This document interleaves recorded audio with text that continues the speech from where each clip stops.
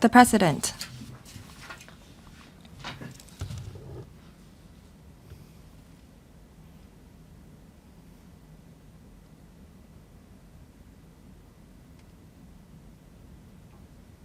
Questions. Question 1, Mr. LUK Chung-hung. Some members of the taxi trade are of the view that installing closed-circuit television cameras and dash cameras in taxi compartments will be conducive to deterring black taxis, reducing disputes between passengers and drivers, and strengthening the safeguard for traffic safety. However, it is learned that the installation of maintenance of such devices involves certain expenses, and as the government has not provided the trade with financial assistance, the installation of such devices has not been popular yet. In this connection, will the government inform this council? My apologies. 1, whether it will consider modeling on the practices of the mainland and Macau to make it mandatory for all taxis to install a central cloud-based camera system and stipulate that the relevant footages are restricted to the access of authorized person only in handling complaints or traffic accidents and can be adduced as evidence in court where necessary. It will consider of the timetable and whether it will provide the trade with financial assistance. If it will not consider the reason for that. 2, as the government proposed in July last year that all fleet taxis would have to be installed with traffic safety-related devices such as dash cameras, global positioning system, and safety devices that monitored drivers' driving safety or performance. Of the authorities' measures in place to encourage the installation of the same type of devices in non-fleet taxis. And 3, whether it would discuss with the insurance trade the provision of concessionary premiums for taxis installed with in-vehicle camera systems and dash cameras so as to further increase the incentives of vehicle owners for installing such devices. If so, of the details, if not, the reason for that. Secretary for Transport and Logistics. President, after consulting the Financial Services and the Treasury Bureau, the reply to Mr. Hong's questions is as follows. The government has been concerned about taxi services and has introduced a number of measures to encourage the trade to enhance service quality and driving safety, thereby strengthening the protection of passengers and other road users. The first and second part to the question. In response to people's views that the government should strengthen the regulation of taxi services, the government has reviewed the overall taxi operation and management and put forward a series of measures to enhance the personalized point-to-point traffic or transport services and promote the healthy development of the taxi trade in the long run. These measures include introducing a taxi fleet regime, as well as a taxi driver offense point system and a 2-tier penalty system for certain taxi driver-related offenses that are more serious. The relevant bills were passed by the Legislative Council, LegCo, in December 2023. With the relevant legislation coming into force, various new measures have been implemented in phases with a view to enhancing the overall safety standard and service quality of taxis. Among the aforesaid measures, the taxi fleet regime is a new licensing regime under which taxi owners may assemble existing taxis and apply to the Transport Department, TD, for a taxi fleet license. The TD will regulate the operation and management of the taxi fleets through license conditions and specify the devices to be installed on the fleet taxis, including dash cameras, closed-circuit television systems, and technological devices relating to the enhancement of driving safety so as to improve driving safety and services standard of fleet taxis.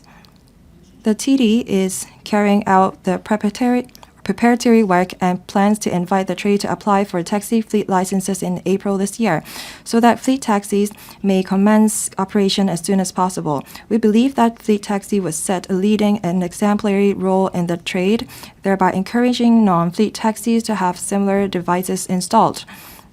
Meanwhile, the introduction of the taxi fleet regime will also foster healthy competition in the trade and gradually change the trade's ecology through market evolution. Apart from the taxi fleet regime, the government has been encouraging the trade to make good use of technology to improve traffic or taxi driving safety. For example, the government launched the $1 billion Smart Traffic Fund, the fund to provide funding support to the local organizations or enterprises for conducting researches and applications of vehicle-related innovation and technology. As of today, The fund has approved 3 projects relating to driving safety, including the trial of installing driving safety monitoring systems in taxi to monitor the driving condition and behavior of drivers, and to issue alerts to remind the drivers when necessary.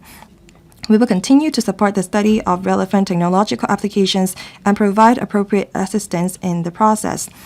The TD will continue to make use of different channels to remind taxi drivers to comply with the law and pay attention to road safety and service quality. At the same time, the TD will work with the police to raise drivers' awareness of safety and combat malpractices of black sheep in the trade by means of law enforcement, publicity, and education. To enhance safety and quality of taxi services, since 1st October 2020, all applicants for a full taxi driving license must complete a taxi driver pre-service course and obtain a course certificate within a specified period of time, in addition to passing the relevant test before they can be issued with a full driving license. Such course helps increase drivers' awareness of driving safety and equip them with knowledge of passenger service and skills in customer service. We believe that the package of measures mentioned is conducive to improving taxi safety and quality, thereby offering better protection for passengers and enhancing their riding experience. During the earlier discussion of the taxi-related bills at the LUK Bills Committee meetings, some members advised that the government should consider mandating the installation of a central cloud-based camera system in all taxi compartments so as to facilitate the retrieval of relevant video files by law enforcement authorities as objective corroborative evidence to protect the interest of both drivers and passengers in case of disputes and help improve driving safety of taxis. In view of the above, the government has commenced a study earlier this year to explore the feasibility of such recommendations and other related matters. We plan to consult the taxi trade within this year to reach consensus on whether this mandatory measure should be implemented. Third part to the question. The government supports the taxi trade in taking measures to enhance the safety standard and management quality, thereby reducing the risk associated with underwriting taxi insurance at source. If taxi owners or companies install and use cameras, safety monitoring devices and dash cameras in their taxis, and provide full records to insurers when making insurance claims, this may facilitate insurers' risk differentiation for making underwriting decisions and setting premium levels for individual policies more accurately. To this end, all parties concerned have been in close communication and collaboration. Relevant bureaus and departments, together with the insurance authority, met with LUK members and representatives of the insurance industry earlier to discuss the use of technology to reduce the risk associated with taxi traffic accidents to ease the burden of insurance premium on the taxi trade. Some insurance companies have been offering discounts on insurance premiums and lower deductibles and so on.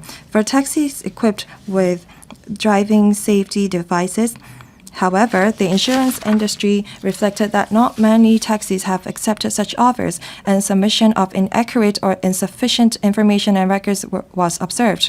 The government will continue to engage with all parties and encourage the trade to step up their efforts in enhancing driving safety and reducing the risk of accidents at source, to foster the long-term and sustainable development of both the taxi trade and taxi insurance industry. Thank you, President. Mr. LUK Chung-hung. Thank you, President. I'm glad to hear that the government will consult the trade within this year and study the mandatory measure to install central cloud-based camera system in taxi compartments, including mainland US, New Zealand, Macau. A lot of cities and countries in the world have mandated the taxis to install cameras.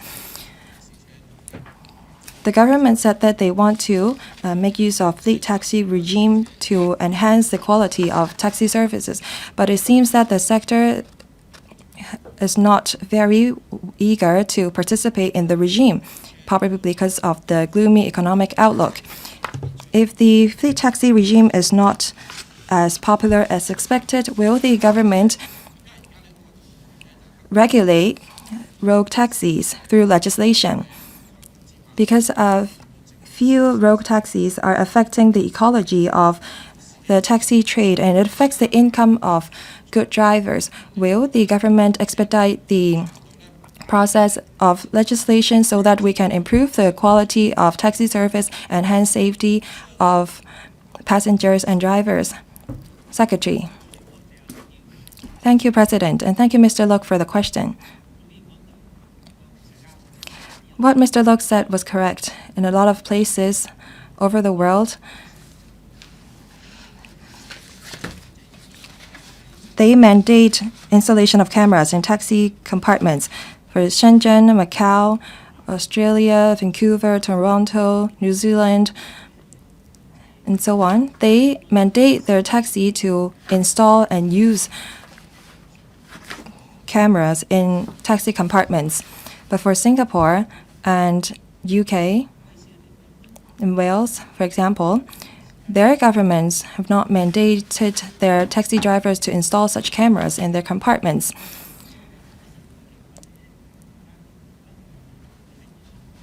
In our study, we will consider the situations in different places, and if we are to mandate the installation of camera, we will see how we will do that. Mr. Luk mentioned about the taxi fleet regime and the participation rate. As mentioned in my main reply, in April, we will start inviting the trade to apply for the taxi fleet licenses.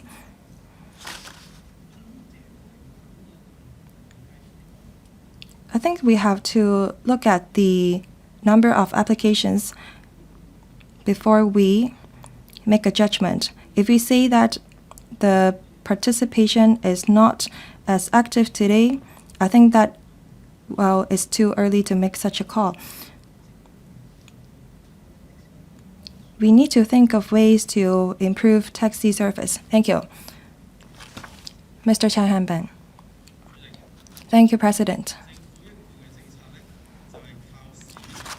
The government has always relied on the market to evolve on its own to improve service quality. Because of this, the current situation with the taxi trade is the case that it is. And a small number of rogue taxi actually disrupt the market rules. People say that there are more road taxis than good taxi drivers, and this has undermined the image of Hong Kong on the world stage. The government said that they have to wait until the implementation of the taxi fleet regime before we mandate the installation of cameras. Why can we not mandate non-fleet taxis to install cameras in taxi compartment? Actually, the trade and the electrical support you're implementing the mandatory installation of cameras. Why can the government not mandate such an installation to protect the interest of the people? What is the government worrying about? Secretary. Thank you, President. I would like to thank Mr. Chan for his question.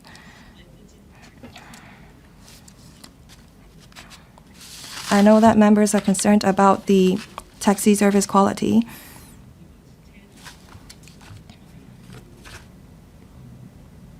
Regarding the taxi fleet regime, I've actually addressed similar questions in the Bills Committee meeting on taxi-related bills. As mentioned in my main reply, the government is conducting study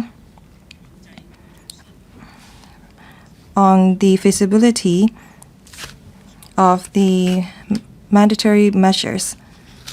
Within this year, we will consult the trade about that. We want to reach a consensus with the trade. Mr. Chan, you represent some members of the trade. If you think that it's not hard to reach a consensus in this regard, then perhaps when we conduct the consultation, we may be easier to reach a consensus with the trade, and the process would be smoother. I definitely hope that we can achieve a consensus. As for the feasibility of implementing a mandatory measure, we have to consider a basket of factors. We have to look at the mode of operation of taxis and if the measures can actually protect the taxi drivers and passengers, privacy concern, as well as maintenance and repair of the cameras and the cost of transmission of data, and so on. We have to consider all these factors in detail. Please be rest assured that within this year, we will consult the trade about this. Thank you. Mr. Edward Lang. Thank you, President. We see some taxi drivers upload footages of cameras online, and this actually affects the passengers. With the mandatory installation of cameras in taxi compartments, more taxi drivers may be doing such an act. If those footages are uploaded onto the website, the case can only be followed up after the victim have complained to the Office of the Privacy Commissioner for Personal Data. Can we change the legislation so that the relevant departments can take law enforcement action against illegal uploading of footages of passengers? Because after these footages are uploaded onto the website, the damage has already been done. I hope that the administration can consider this. Thank you. Secretary, thank you, Chair President, and thank you, Mr. Leung, for the question. Regarding privacy, we attach importance to it. A few years ago, the Privacy Commissioner for Personal Data has issued guidelines on the installation of cameras in taxi compartment for the trade.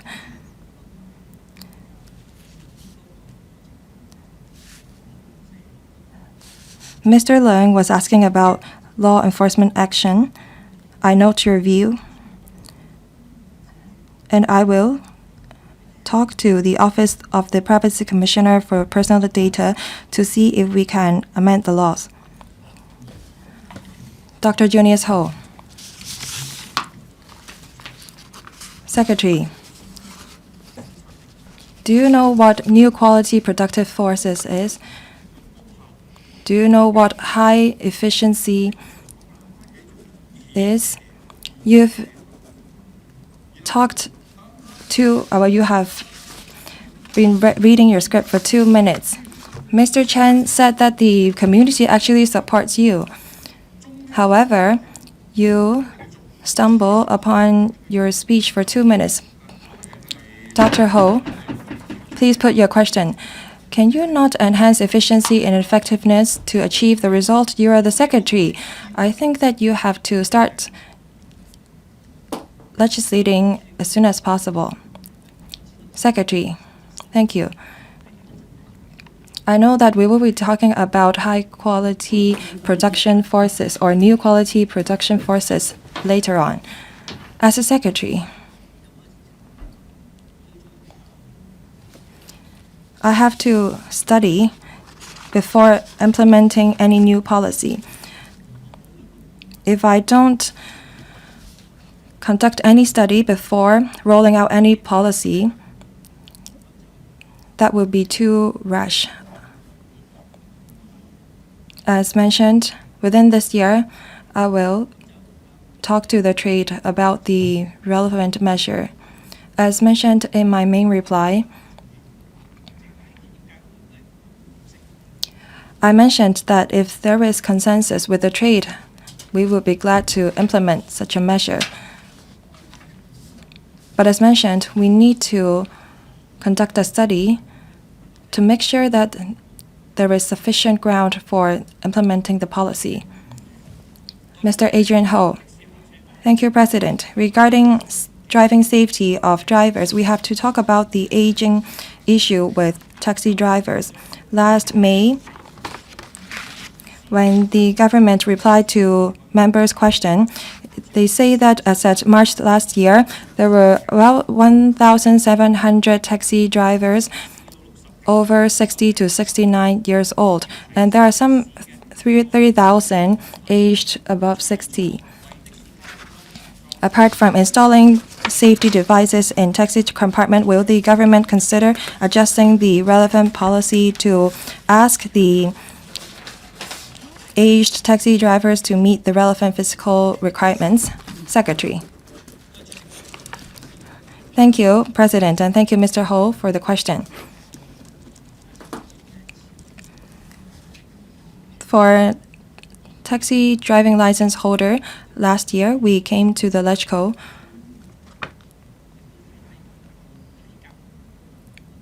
and we talked about the fitness requirements of taxi drivers, and we consulted the Legislative Council about that.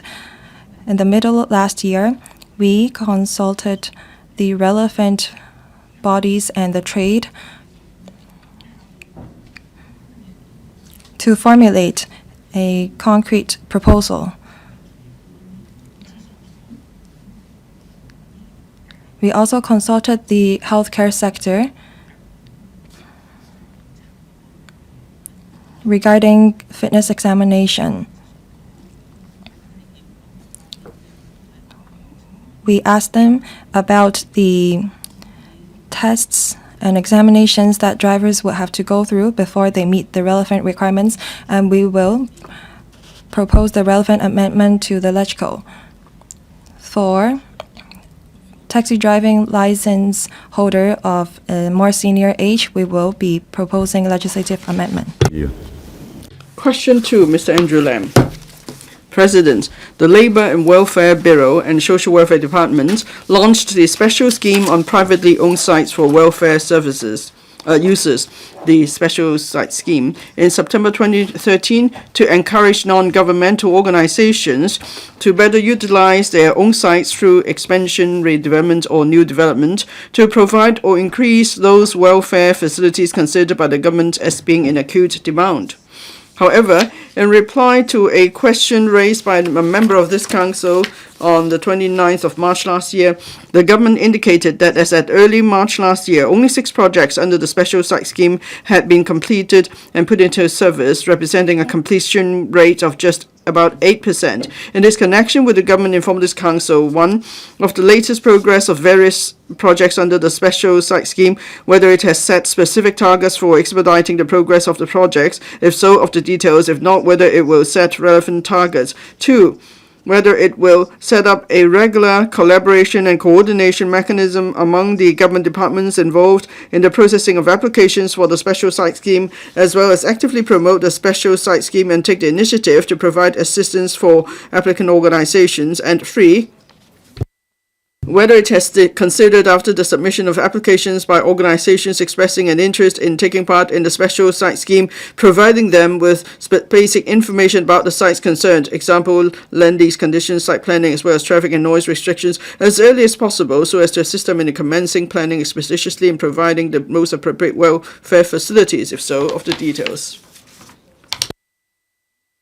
Secretary for Labour and Welfare. President, the government has all along been adopting a multi-pronged approach with long, medium and short-term strategies to identify suitable sites for or premises for the provision of welfare services to meet their acute demand. As a long-term strategy, the government has incorporated the population-based planning ratios in the Hong Kong planning standards and guidelines in respect of subvented elderly service facilities, childcare facilities and rehabilitation facilities, with a view to reserving the needed sites and space for these facilities early in the planning process of new and redeveloped areas. As regards the medium-term strategy, the Social Welfare Department, SWD, has been maintaining close contact with the relevant government departments to identify suitable sites in the development or redevelopment of public housing estates and urban renewal projects for providing welfare facilities. The government also endeavours to increase the provision of welfare facilities as appropriate through the land sale programs and the special scheme on privately owned sites for welfare uses is the scheme. In addition, we will make use of available government accommodation, including vacant school premises, and explore whether they are suitable for conversion. As a short-term strategy, the SWD, with the assistance of the Government Property Agency, has been striving to identify suitable premises for purchase through various channels. I reply to various parts of the questions raised by members as follows. 1. The government implemented Phase 1 and Phase 2 of the scheme in September 2013 and April 2019, respectively, with a view to encouraging NGOs to make better use of their sites through expansion, redevelopment, or new development to provide for or increase welfare facilities in acute demand. Out of the 88 project proposals received in the 2 phases, 23 proposals which could not proceed further due to various reasons had been withdrawn by the application organizations. As at the end of February 2024, 6 projects have been completed and commenced service. 2 projects have entered the construction stage. 10 projects are at the stage of detailed design, and 20 projects are at the stage of technical feasibility study, TFS. The remaining 25 projects are still at project formulation and preliminary planning stage. The SWD will consider supporting the respective NGOs to proceed with TFS, having regard to the actual progress of individual projects.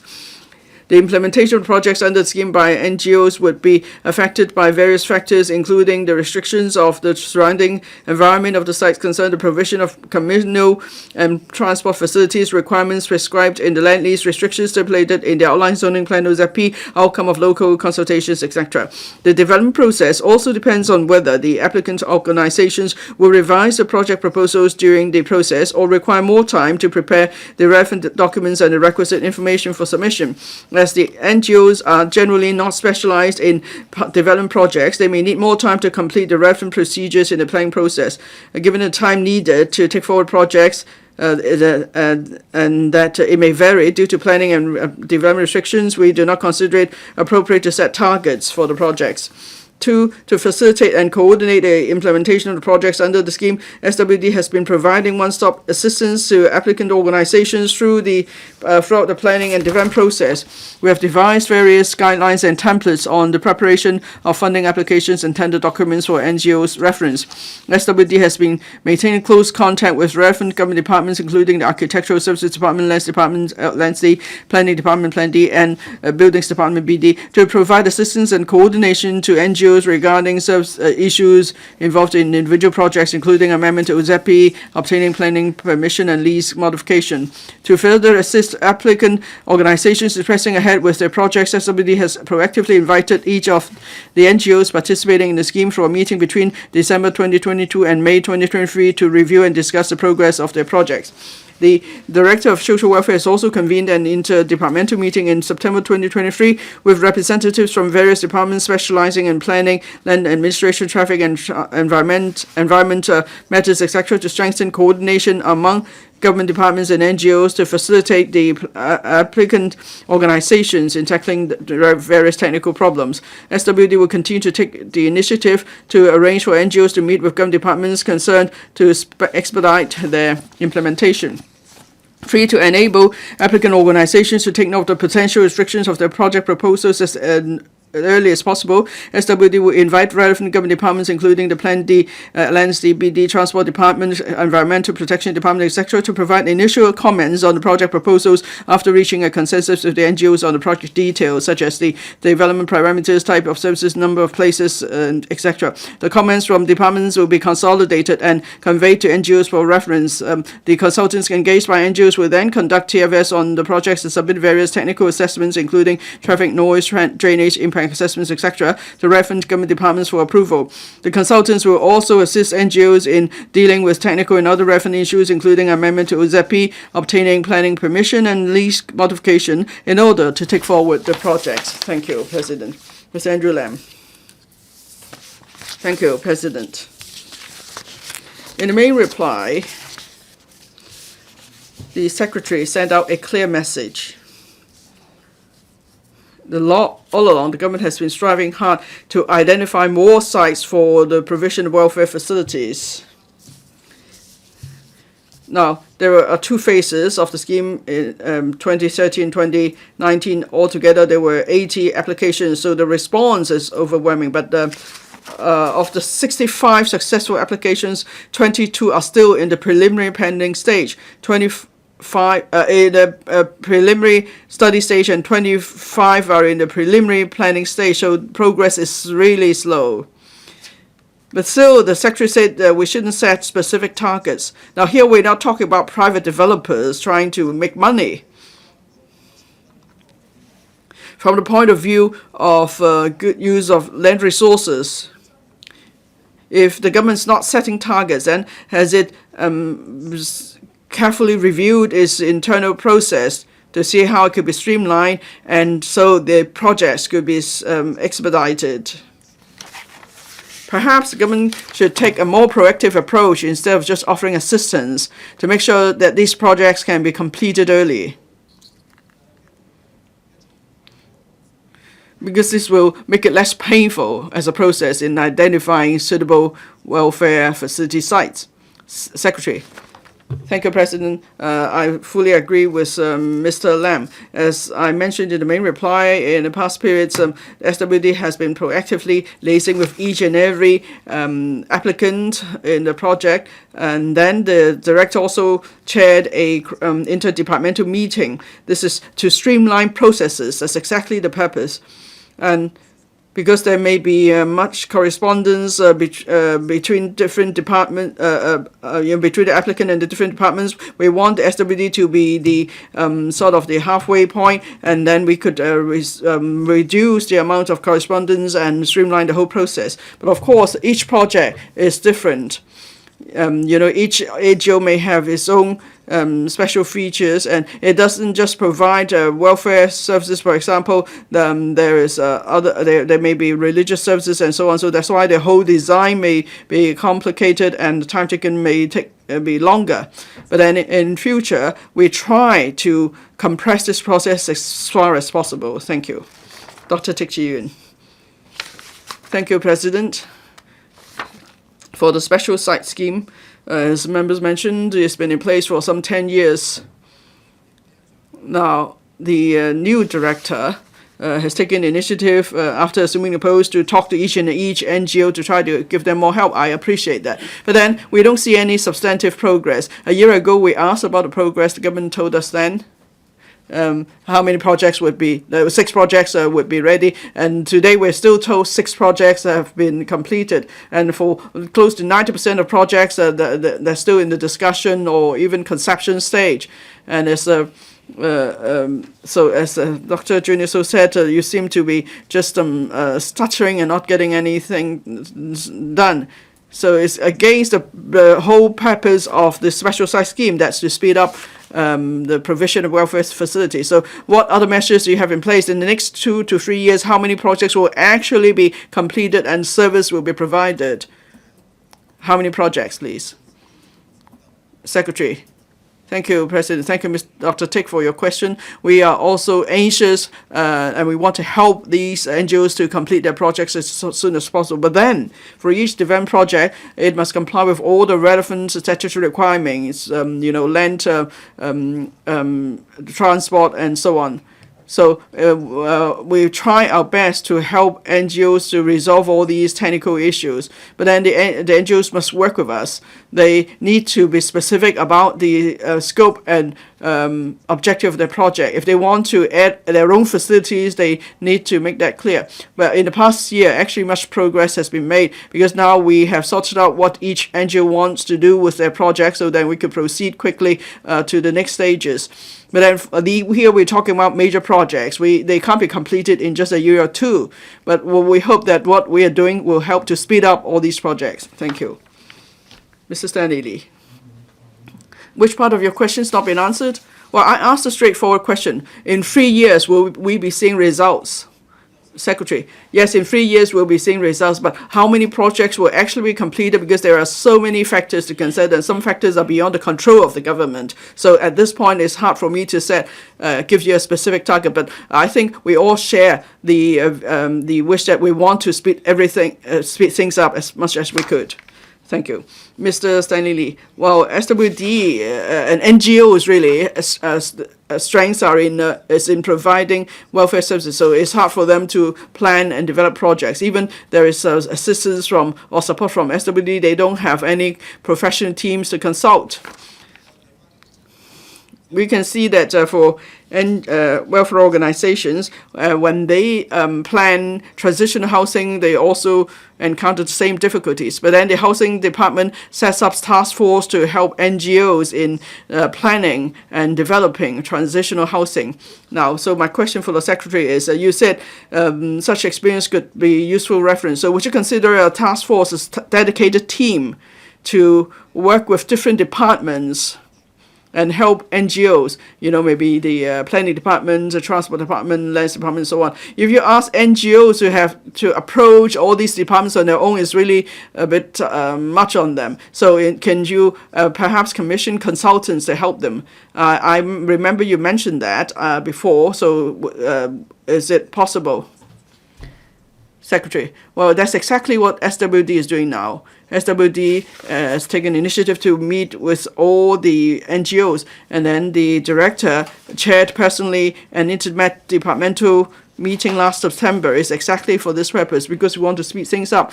And so at the planning process, we hope there is a with the coordination SWD, then all departments will work quickly with NGOs to resolve all the issues, and then we can compress the whole process. We know that in actual operation, most of the issues involved are technical in nature, so we hope SWD will help departments to sort that out with NGOs. Thank you. Ms. Doreen KONG. President, some NGOs told me sometimes they're not told the exact standards and requirements at the outset. Maybe they have changed their plans to meet a certain standard, but then another department has a different requirement. That's why the process takes so long. So I wonder if the secretary will consider that at the start of a project, there will be better communication among departments. Maybe you could set up coordination groups so that the standards and requirements are made clear to NGOs at the early stage, and then no time will be wasted that way. Secretary, thank you, Ms. Kong, for your suggestion. Well, that's exactly what SWD has been doing in the past 2 years. We've talked to many different organizations. We've heard what their views are. And simply put, is as what you said, Ms. Doreen KONG. That is, we talk to each department that have their own requirements, and they are not professionals, so they don't really know much about the planning process. So that's why this process is dragged out. And so SWD is now providing one-stop service. And so there will be better coordination among departments, and then at the early stage, we will set the parameters. Now the NGOs need to be involved. They need to know exactly what they want to do. They can't add on new facilities later on, because they will only complicate the whole process. So now we have enough experience. It's hoped that with the coordination of SWD, the cooperation of departments and the NGOs, then we could speed up everything. Thank you, Mr. Attorney Chair. Thank you, President.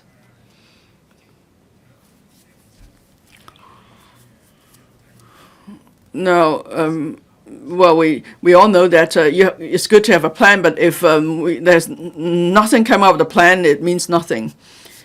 So under leadership of the Secretary, I'm glad to see that in the past 2 years, your colleagues have been working actively. So it's not like in the past you just put in an application and then reject it and that's it. But now, and so you sort things out on your own. But now you are trying to help them, at least with coordination. I hope your effort will work, because for the home for the elderly under another plan, it took 20 years just to get one project on the ground. Your scheme actually is more efficient in that sense that at least 6 projects are now ready.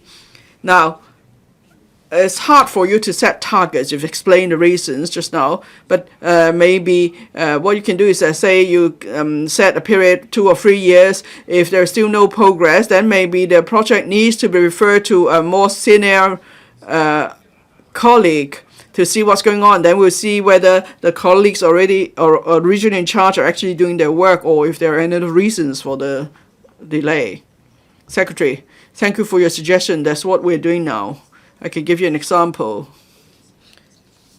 In the past periods, the SWD has been meeting with different NGOs, because we want to find out from them how far are you, how do you plan to take forward a project, and what are the parameters and so on. Then we could talk to the relevant departments to see if we could help them to speed things up. And as the member pointed out, maybe what we'll do in future is that if we see that there's no progress for a particular project after a prolonged period, then we'll try to take a look as to the reason for that. And maybe the planning process needs longer, or maybe there's an issue with, is actually an issue with the NGO and so on. Then we'll work out what it is, and we will arrange for everyone to sit down together and sort things out face to face. So the whole purpose is to compress the process as far as possible. Professor Chen Kong. Now, there is an acute demand for welfare facilities. Now, we have the special site scheme to encourage NGOs to make better use of the land they own for expansion, redevelopment, or new development. But there is another scheme in the 2019 to 20 financial year. There's $20 billion for conversion of privately owned premises into welfare facilities. In 2023-24, you've set aside $780 million for the project. So what is the progress of that scheme? Professor Chen, your question is not directly relevant to the main question, but I wonder if the Secretary has a brief reply for you. I do have information at hand. As at the 29th of February 2024, under the Capital Works Fund, we have spent $240 million on 5 projects, 2 in Shanshoupe, 1 in Central and Western, Eastern, and Guntong, respectively. Thank you. Reverend Peter Kuhn. My apology, President.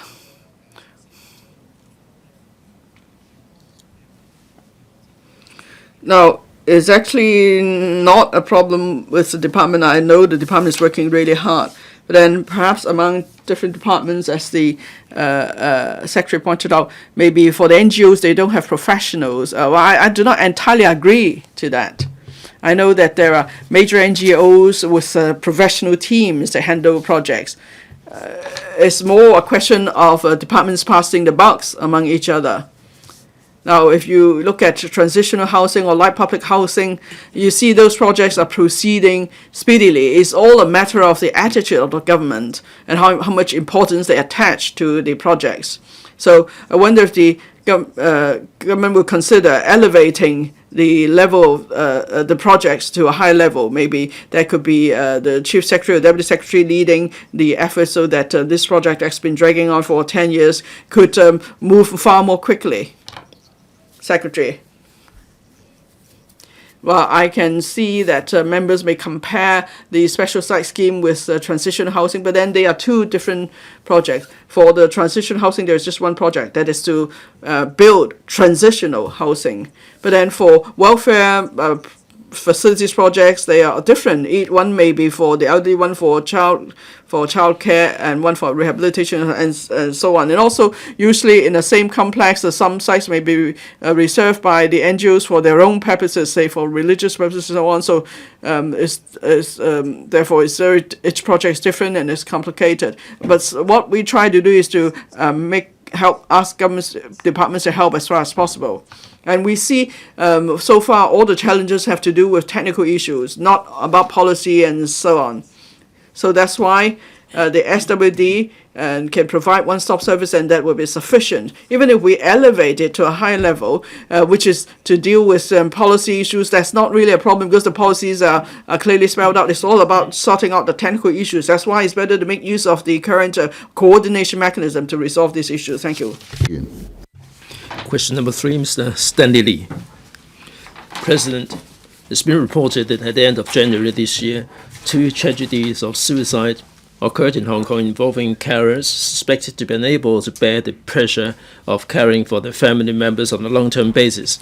In this connection, will government inform this council, 1, given the 24-hour designated hotline for carer support 182 183, run by a charitable organization, commenced operation in September last year, of the average number of cases handled, per day, whether the service operators has categorized the requests for service. If so, of the details. 2, as the 2023 policy address has announced that 140 residential care homes for the elderly in the enhanced board play scheme and 190 service units in the community care service voucher scheme for the elderly will provide day respite services for care recipients when places are available. Of the average numbers of RCHEs and service units which provide respite service per month since its introduction, and the number of care recipients receiving such service.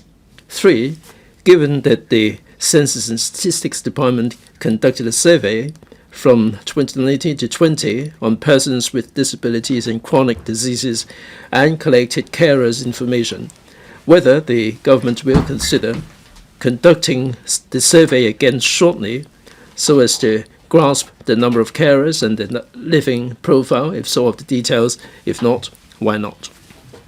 Secretary for Labour and Welfare.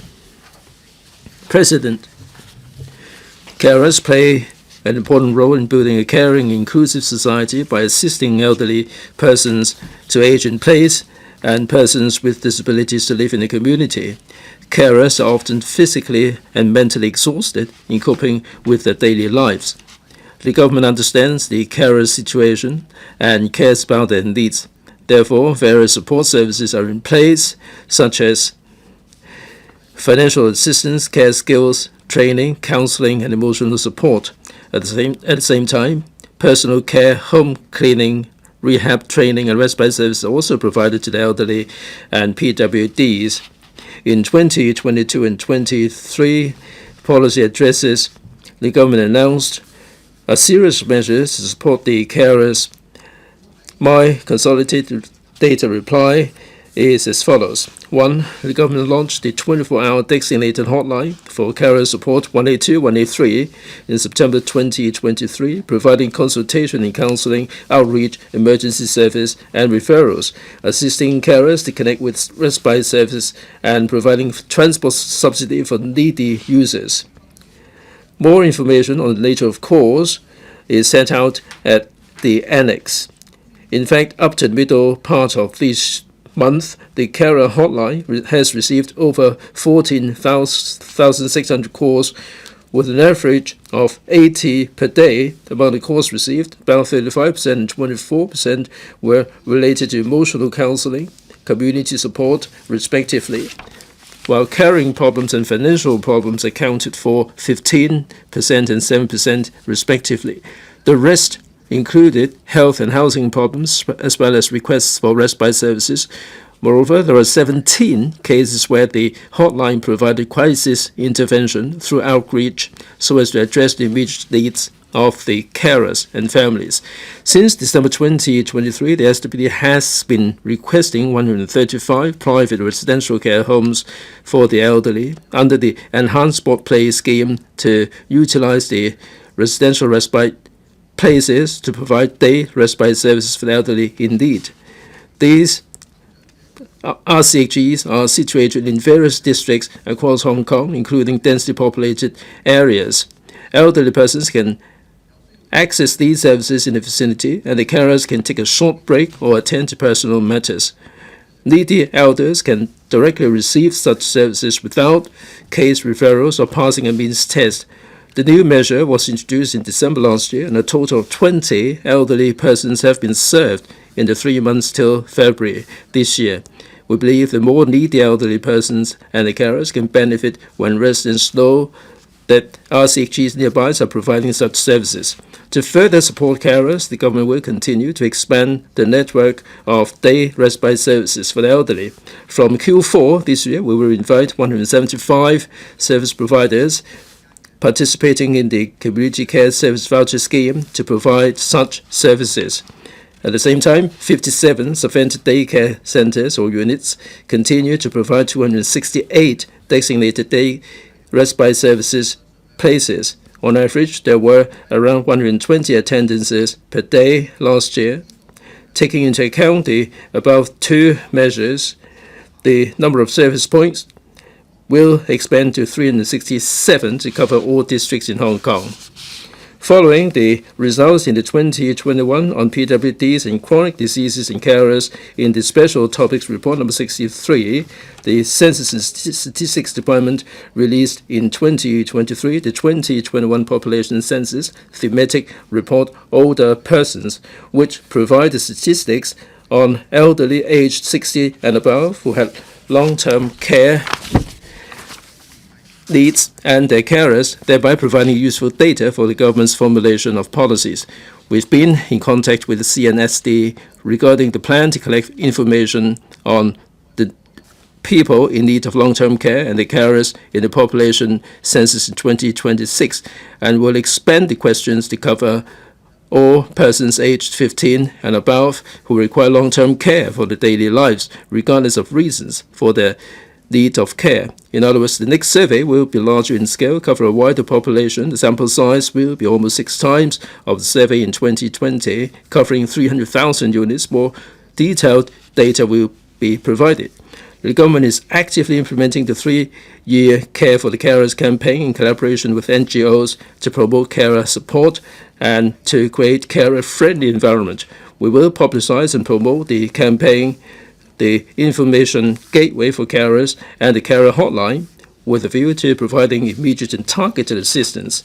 In 24-25, we will continue to render full support to the carers, such as expansion of the respite service network, territory-wide publicity campaigns, enhancing peer support, and setting up 4 additional parents-relatives resource centers for carers, and injecting additional 1 billion into the Innovate INT Fund for application in elderly and rehab care, and setting up 21 designated teams to support special school leavers and the carers. We will work closely with our partners to enhance the support for the carers. Mr. Stanley LI, in the last oral question, we talked about the use of private land for welfare purposes. There is room for improvement. Now, this question is about the carers. We heard the reply given by the Secretary. I'm grateful to the Bureau and the Department for doing so much for the carers, like the increase in allowance and the designation of a hotline and the portal. A lot of work has gone into it. Now, looking at the principal reply, that this hotline, 10,000 calls have been received. Mainly, they are about emotional problems, 4,000 or so cases, and they take 1/3 of the calls. Now, for these carers, they're calling in the hotline. Were they referred to other NGOs for follow-up? Has that achieved any particular effect? We've seen so many tragedies in the community. One of them started or stemmed from emotional problems, and they had all these negative thoughts. Now, emotional problems remain the major problem. How will the Bureau and the Department help alleviate their problems? Secretary, thanks very much, Mr. Lee, for the question. Since the inception of the hotline, like Mr. Lee said, indeed 1/3 of the callers are calling about their emotional problems. Well, normally they would be calling in the dead of the night or after work sometimes. Now, for these 30% of the callers with emotional problems, the social workers would offer them counseling. They may be moaning and groaning about these issues, and they feel better afterwards, and they may be referred to the relevant authorities for follow-up. We'd like to provide the targeted services to the carers. Dr. Tik Chi-jun, President, in September, we had this hotline set up, which is manned by the social workers. This has proved to be a success. Within the 6 months, for 12,957 callers have called in. Now, indeed, there are many NGOs that are telling me that this may not be helping them. Now, there are tens of thousands of people among the 14,000 calling in.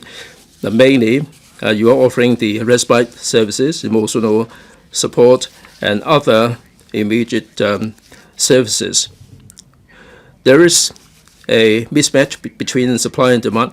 Dr. Take your question, please. Yes, my question is coming up.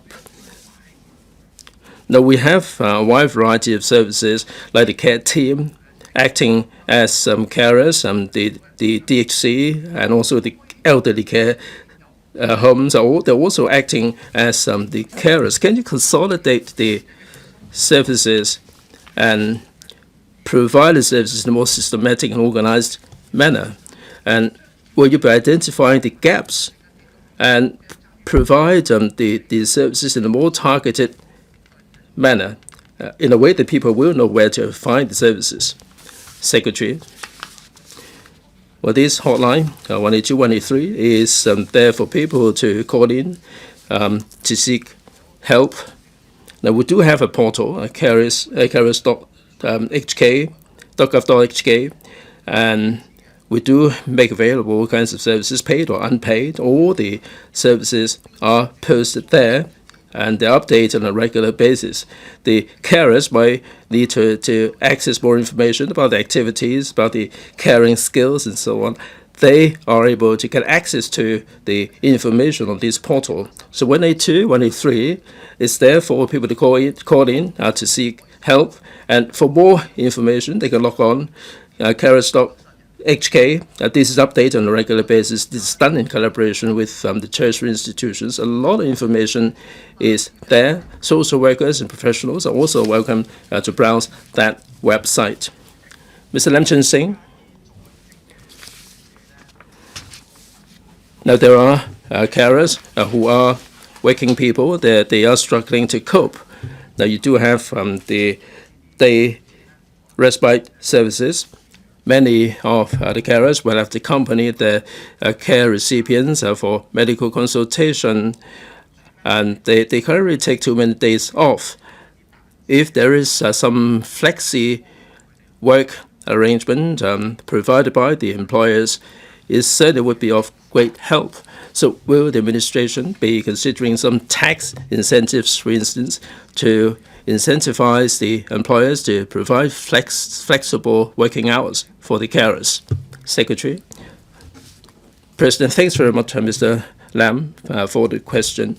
Now, for the carers who are working, they are normally caring for the disabled and the elderly. Many of the employers in Hong Kong are really caring. They do provide a level of benefits over and beyond what is required. In the Good Employer Charter, we have a lot of good employers who are offering help to the carers for them to step out of their work for some time, to take their family members for medical consultation. A lot of employers are doing this. I'm sure that with this, more and more employers are willing to provide flexi arrangement for the carers who are juggling between work and also caring. Ms. Hon LAM. President, thank you. Secretary. In these carers measures, something has been done, and we do offer you commendation there. Now, there is always a shortfall in manpower in the institutions, and many family members will have to double up as carers. Normally, the carers don't have any professional expertise themselves. In Jianguolo Area 67, there is a joint use building where there is the district health center and also the caring centers there. Secretary, I keep saying that there should be collaboration between the government, the medical sector, and the social welfare sector. So can we have a one-stop center there providing care for the carers? Now, we can have a coffee corner for the carers to have a cup of coffee, take a break, to relieve their pressure. Secretary, they can also be shown all the professional expertise in terms of care, in terms of health. That's very much a breathing space for the carers in the community. There are some NGOs that approach me about this, and I hope that this can be done. Secretary. President, thanks very much, Ms. Lam, for the recommendation. The carers can take full advantage of the existing centers for the elderly. We have the DECC. There are 200 or so centers. There are 24 centers for those who have emotional, psychological problems. There are a wide variety of centers that are providing services to the carers. The carers carry a broad definition. They can certainly go to the district elderly community centers or daycare centers for help if they are looking after the disabled or people in mental recovery. There are also other centers, and if they can go through these centers, certainly would be a good idea. Mr. Lai Tong-kwok.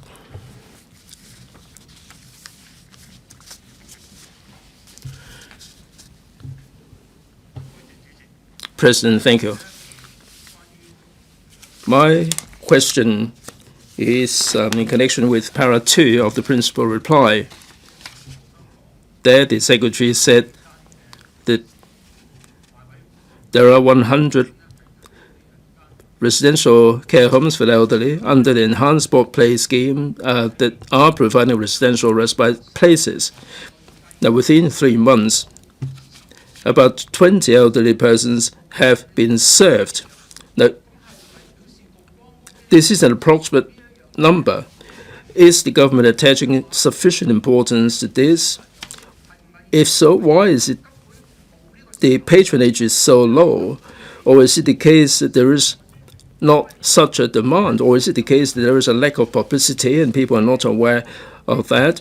Or is it the case that these NGOs or these RCHEs are not providing the services at the right time, thereby the low patronage?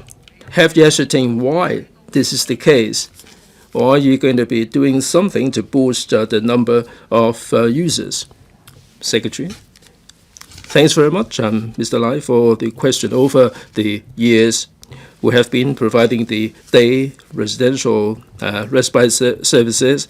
The utilization rate is hovering around 50%. It doesn't mean that we don't need the respite services. I've been in touch with a lot of carers. When they choose the respite services, they have a lot of considerations. Do they trust the place? Is it the right place? Is it accessible? There are so many things that are churning in their mind. Now, we have all these existing day respite services. We keep them there. And under the board play scheme, there are 135 respite services points. We'd like to use the existing services to provide further respite services. In Q4, there will be an additional 175 centers. These are under the community care service voucher scheme. We'd like to have one center in the vicinity. Now, through 182, 183, the carers would be able to build up their confidence. Within 3 months, 20 have used the service. I think this is acceptable because people are using the services. It is quite realistic. The carers are really concerned about this. There are so many questions in their mind. We'd like to expand the network. We'd like to make it accessible. They don't have to think twice about calling 182, 183. Now, we can cover the taxi fare for them as well. This is intended to minimize or to alleviate their burden. Ms. Judy Chen. I beg to differ. The Secretary said that for the day respite service, the utilization is 50%. Now, for the daycare centers, they have a quota of 260, and in 3 months' time, the utilization is something like well over 10,000. Under this day respite services, under enhanced board play scheme, you have 179 places and only 20 elderly people are taking up these services. And I mean, this is paling by comparison with the other one. Where does the problem lie? Maybe nobody knows about it, or maybe there is a difference between public and private services. Secretary, as to the kind of respite services the carers choose, is entirely their prerogative to choose. We have this additional choice under the enhanced workplace scheme as time goes by, as more publicity is mounted, more people are going to become aware of this, and the utilization will go up. But ultimately, it is the carer's choice. What the government is doing is to provide more service points for them to pick and choose. Question number 4, Mr. Lam San-keung. President, I've received complaints from members of the public about the poor conditions of road services in various districts, and after repeated inspections, it is found that the situation is very serious, and cracks and uneven road services are abound, seriously affecting the safety of road users. In this connection, will the government inform this council, 1, of the number of complaints received by the Highways Department about the poor conditions of road services in the past year, 2, of the criteria adopted by authorities for determining whether road services are in need of repair, and the average number of days intervening between the discovery of problems and completion of repairs, and 3, whether the Highways Department has recorded the road sections which are more susceptible to damage for the purpose of more inspections. If the answer is yes, whether the Highways Department can provide the detailed distribution of the road sections. If not, the reasons for that. Secretary for Transport and Logistics. The Highways Department is responsible for the maintenance and repair of public roads and ancillary road facilities under its purview. The Highways Department engages road maintenance contractors through term contracts to carry out regular inspection and maintenance works to keep the roads in a serviceable condition while safeguarding the safety of road users. To provide quality road maintenance services to the public, the Highways Department has been striving to use innovative technology and digitize workflow in the maintenance of public roads. In particular, the Highways Department will start adopting an artificial intelligence system in the middle of this year to automatically identify road cracks and other road defects, such as faded road markings, through analyzing photos of road services collected during inspections, so as to arrange for appropriate maintenance works. The Highways Department will also use small unmanned aircrafts to survey the condition of highway structures, including bridges, internal structure of tunnels, etc., and slopes, which are difficult to reach, to enhance the efficiency and safety of inspection. Furthermore, the Highways Department will launch a vehicle-mounted mobile laser scanning and imaging system from the end of this year to early next year. The system can accurately record the undulations of the road surface and identify potholes, thereby assisting in road maintenance. In addition, the Highways Department has implemented the Digital Road Maintenance Management System since the end of 2022 to digitize the inspection and supervision processes so as to enable the staff to manage the road inspection and maintenance work carried out by contractors in a more efficient manner. The system is currently in use in 6 road maintenance contracts, and the target is to digitize most of the inspection and supervision processes of all road maintenance contracts within this year. In consultation with Highways Department, the reply to the various parts of Mr. Lam's question is as follows. 1. In 2023, the Highways Department received about 3,400 cases of damage on the surface of roads requiring repair. Second part to the question. Common types of road defects include potholes, cracks, rutting, etc. Apart from regular inspections of all public roads in Hong Kong to identify damage that poses danger or inconvenience to the public, the Highways Department also receives reports from the public on defects in road services on auxiliary road facilities. For damage that may cause road safety problems, such as accidents occurring when vehicles hit potholes at high speed, the Highways Department will arrange contractors to carry out repairs as soon as possible. The department will, in accordance with its performance pledge, complete the repair of potholes within 48 hours upon receipt of reports. For other kinds of damage that do not pose immediate danger to road safety, such as cracks and rutting, the Highways Department will formulate appropriate plans and schedules for repair and maintenance, having regard to factors such as wear and tear of the roads, traffic flow, and the surrounding environment, as well as the inconvenience that may cause to the public, such as arranging for temporary traffic diversion measures involved in the repair. For example, large-scale and preventive road resurfacing works will be carried out at an appropriate juncture to further improve the overall condition of the road surface. The time required for different road maintenance works varies. The department will flexibly adjust the processing time, having regard to the factors such as circumstances of the case, scope of repairs required, and site constraints, so as to ensure prompt completion of the works concerned. According to the works records, all repair works for potholes could be completed within 24 hours in the past year. 3. According to the Highways Department's records, road sections with more damage are generally located on expressways, which are busier, or at junctions of carriageways, in front of stop line at traffic lights, and near bus stops, etc. The Highways Department has been paying special attention to these road sections. Upon discovery of defects during regular inspections or upon receipt of reports from the public, the department will promptly arrange for temporary repair works. It will also prioritize the arrangement and completion of large-scale resurfacing works for these road sections, taking into account the various factors mentioned in Part 2. Take 2023 as an example. The Highways Department has completed resurfacing works for some road sections of Fanning Highway, Island Eastern Corridor, Santin Highway, Longchang Road, Kwun Bypass, Repulse Bay Road, and Tai Tam Road, etc., which have more defects. Mr. Andrew LAM.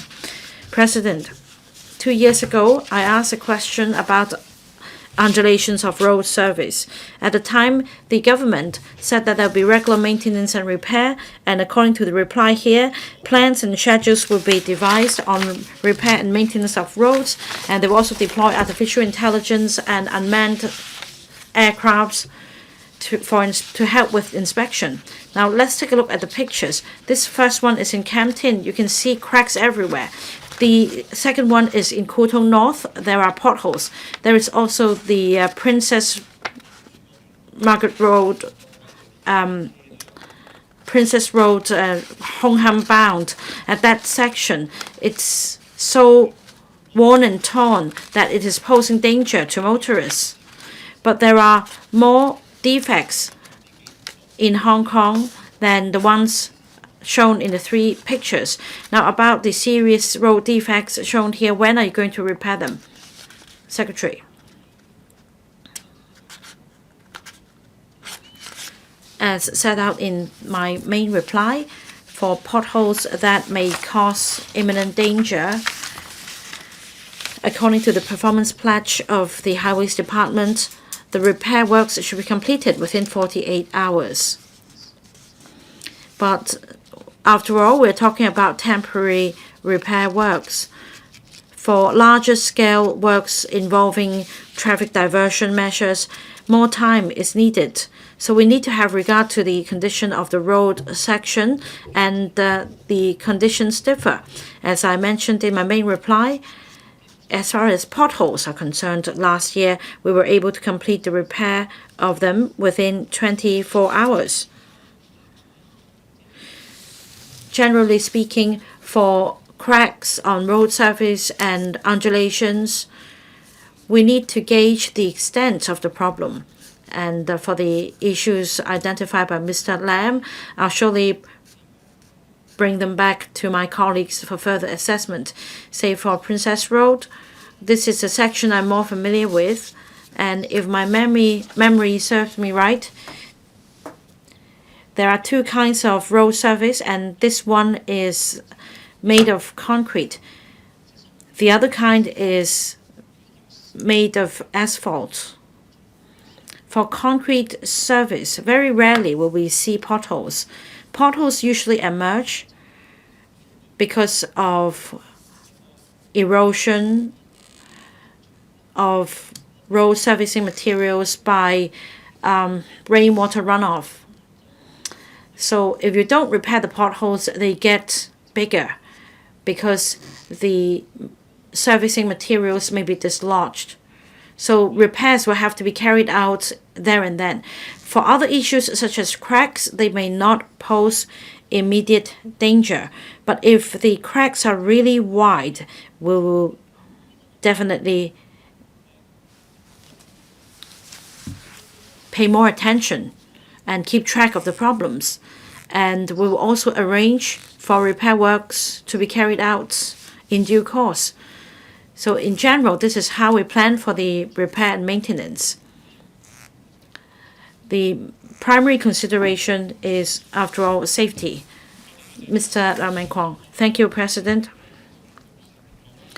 Well, I think as far as roads are concerned, we need to think about pavement as well. And road users include motorists as well as ordinary pedestrians. Now, I see that the repair and maintenance in your reply refers to mostly carriageways, but there are also pavements.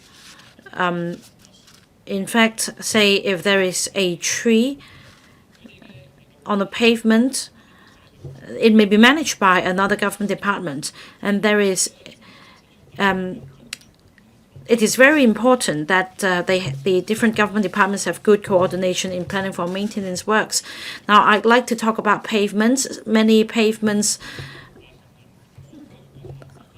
have made use of eco-pavers. Now, with lapse of time, we every now and then hear about potholes on pavements, and the road surface gets sandy. The potholes may also pose a trip and slip hazard for pedestrians. So will the Highways Department conduct regular inspections of pavements as well? And does the department work with other government departments to deploy technology so as to step up inspection and reduce the chance of wear and tear and hence repair works?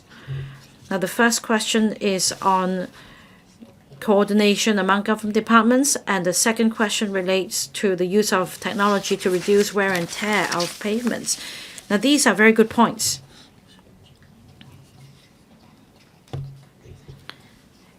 In general, the Highways Department is responsible for the repair and maintenance of pavements. The member mentioned a tree, and this comes in general under the management of the LCSD. We do work with the LCSD as well as other government departments. We keep in close liaison. For example, well, as the member may know,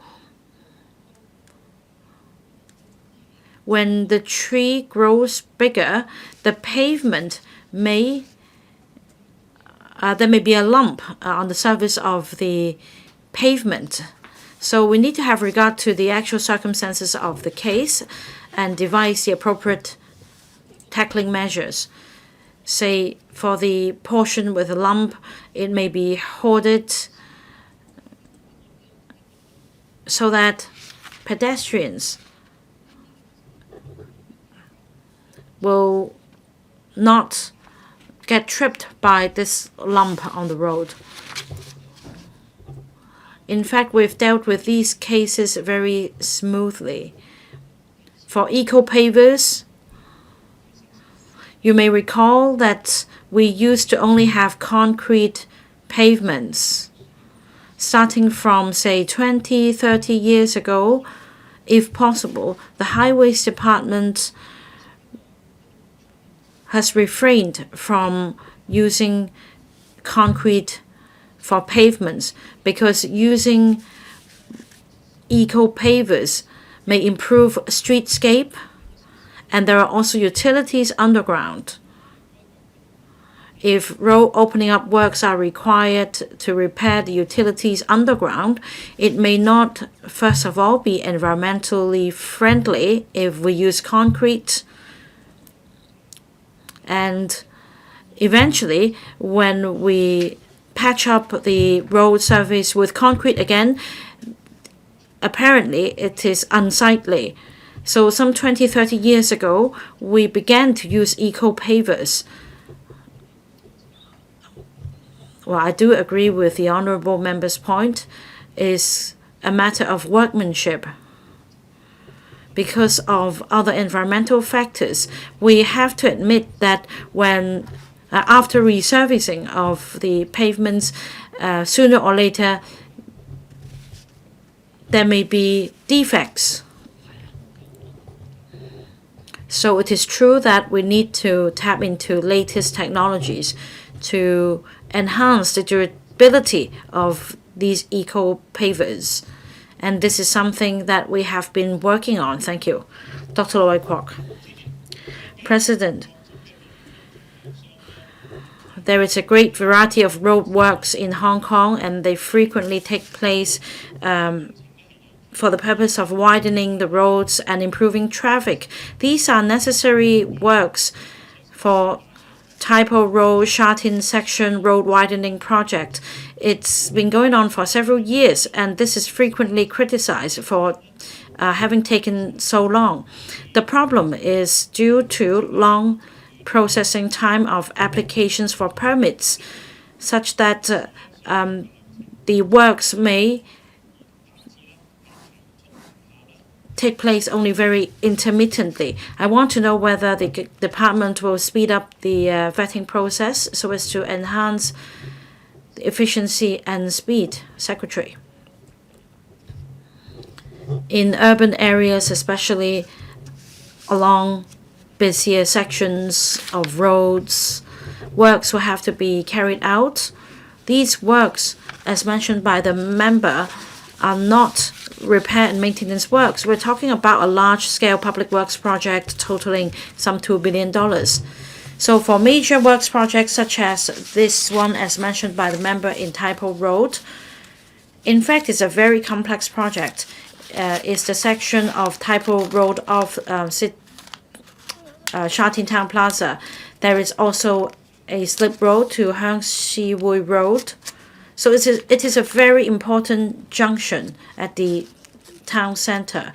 It is also next to a bus terminus.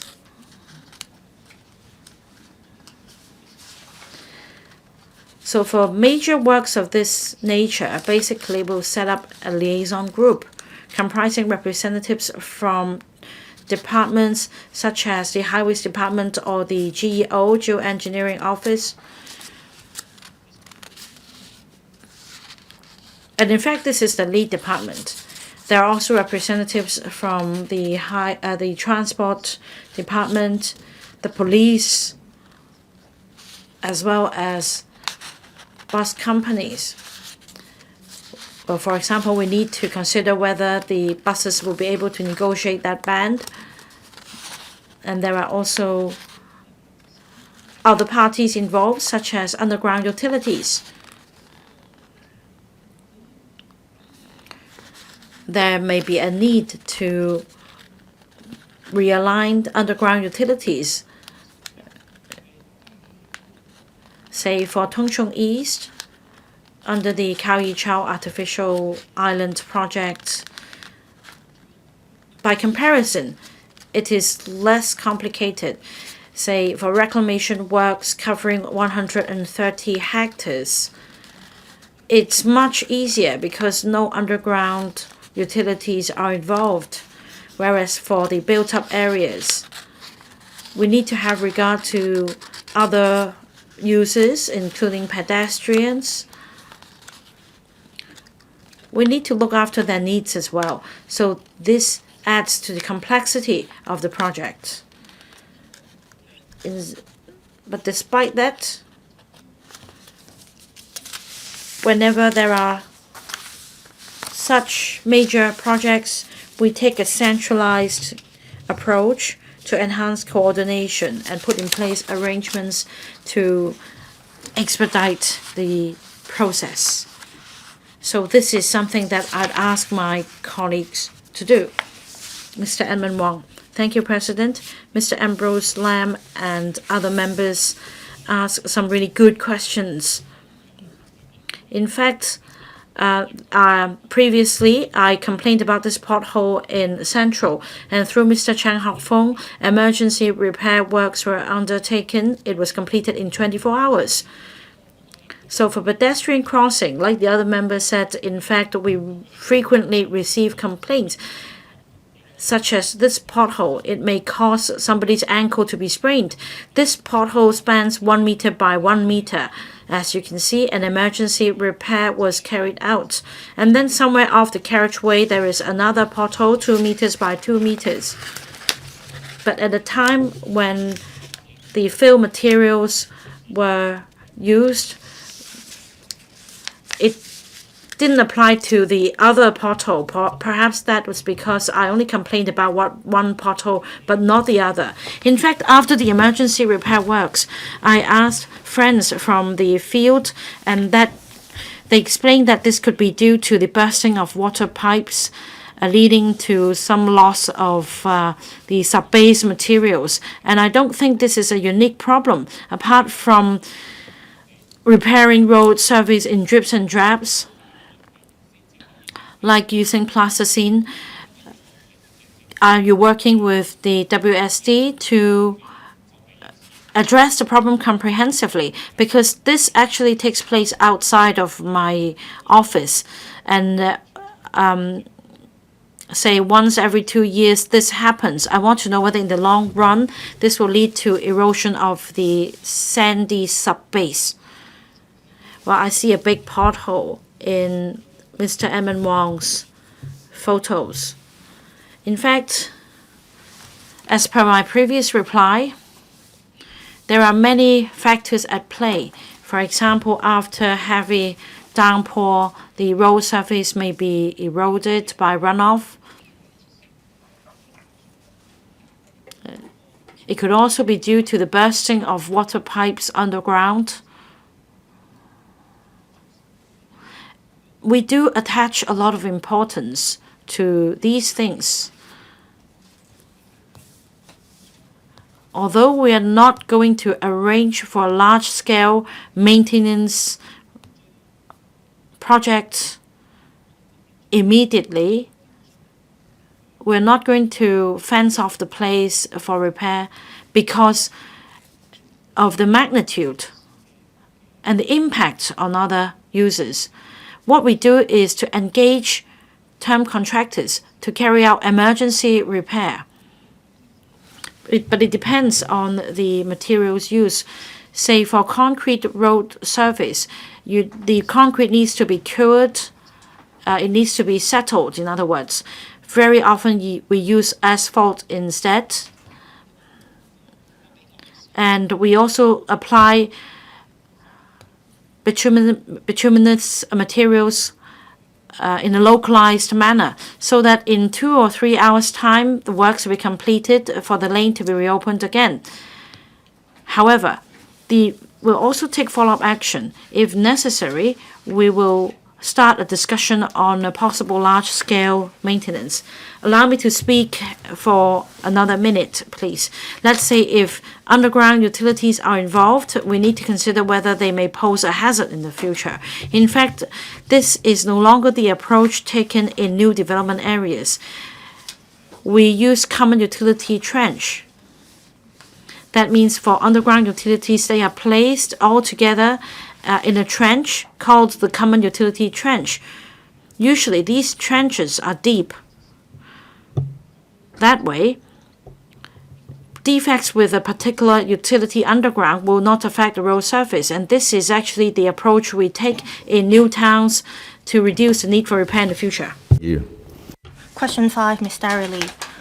President, new quality productive forces, as the buzzword of this year's 2 sessions, were first mentioned by the General Secretary of the Communist Party of China Central Committee during his study tour to Heilongjiang last year.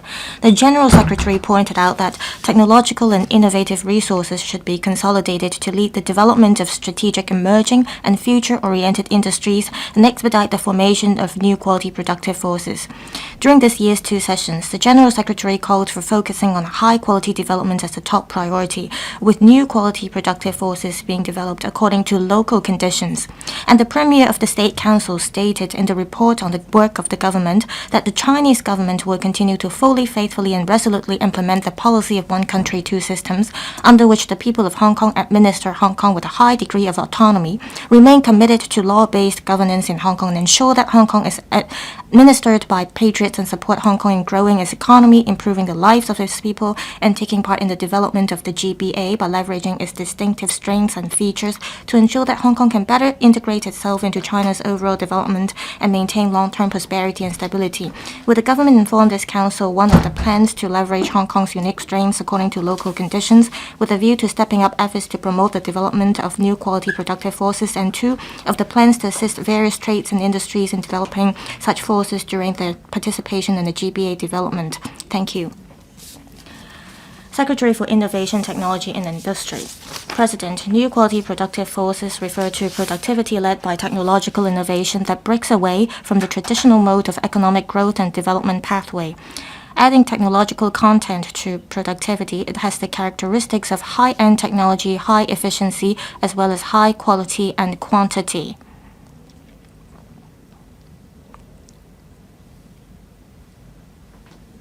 President Xi Jinping proposed in September last year the idea of developing new quality productive forces. Striving to modernize the industrial system and developing new quality productive forces at a faster pace is listed as the major task in the National Government Work Report this year. Developing such new forces will provide a more favorable environment and more room for deeper and broader growth of INT in Hong Kong. Having coordinated with the Constitutional and Mainland Affairs Bureau, my reply to the various parts of the question is as follows. Taking into account Hong Kong's social and economic situations and its unique strengths, the development of new quality productive forces in Hong Kong is to effectively support the formation of a new real economy with Hong Kong's advantages, realize new industrialization, and inject new impetus for Hong Kong's high-quality economic development. The Hong Kong INT development blueprint promulgated by the current term government at the end of 2022 provides a clear development path and systematic strategic plan to promote the development of INT in Hong Kong with a view to accelerating the formation and development of new quality productive forces with our competitive edge, thereby strengthening a new development momentum.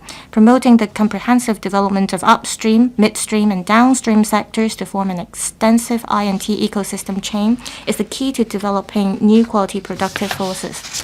To implement the industry development plan set out in the blueprint, we have strengthened the government's organizational structure by creating the post of Commissioner for Industry, Innovation and Technology, which is dedicated to overseeing the strategy of new industrialization.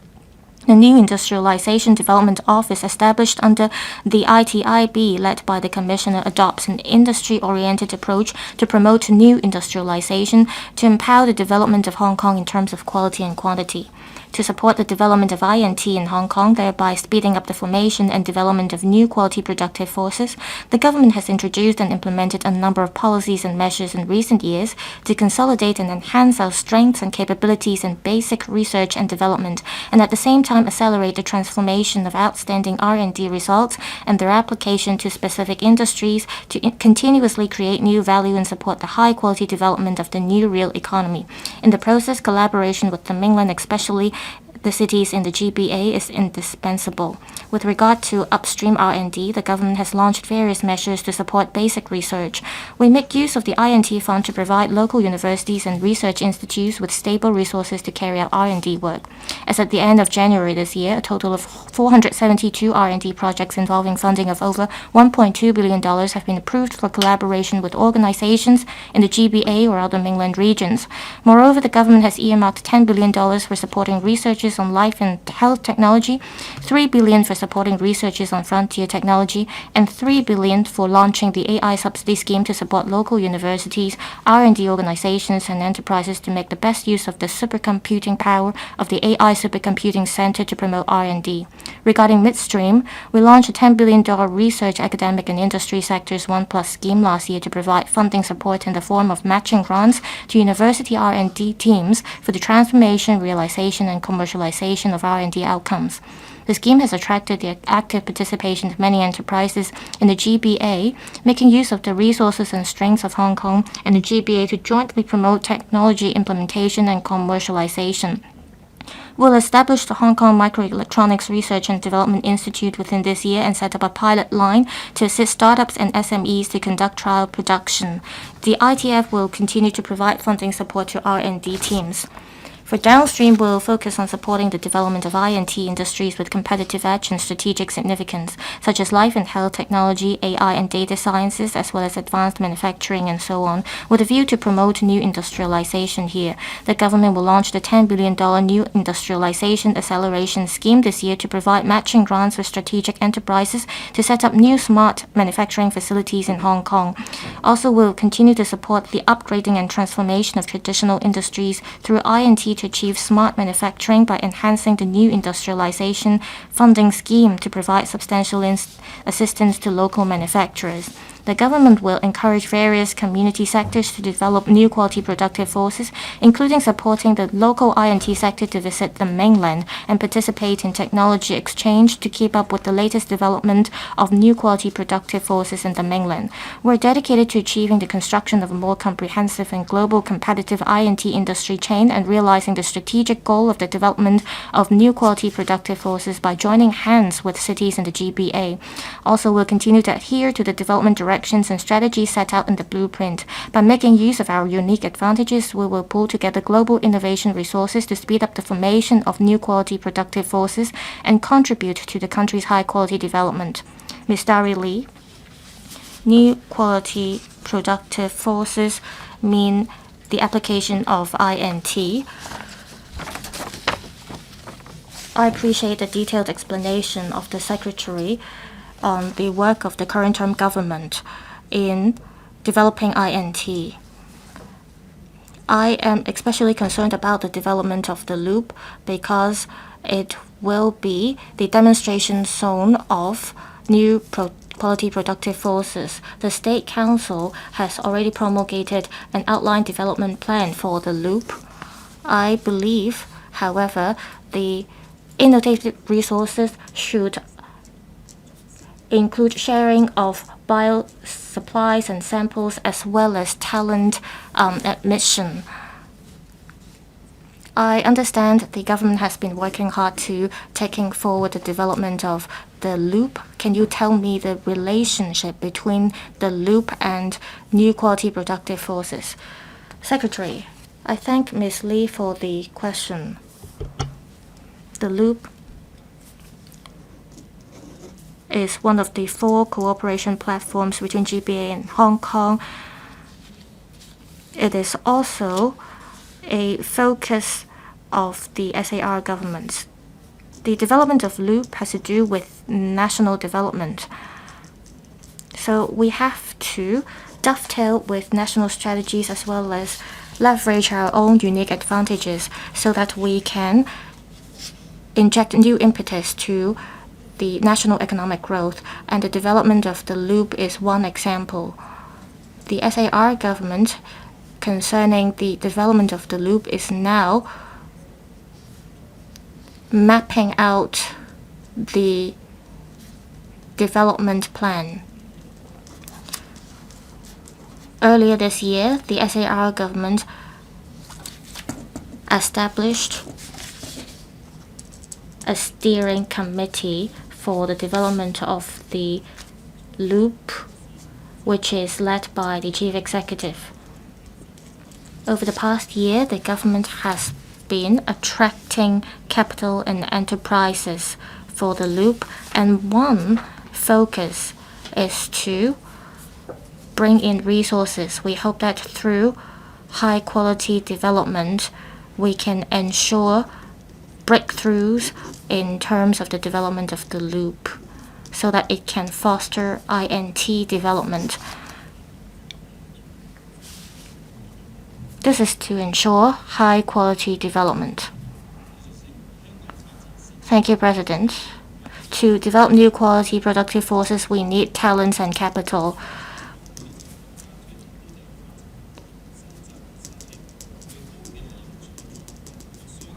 In terms of new quality productive forces, there's been a survey, and the survey shows that we need 8,000 high-end talents.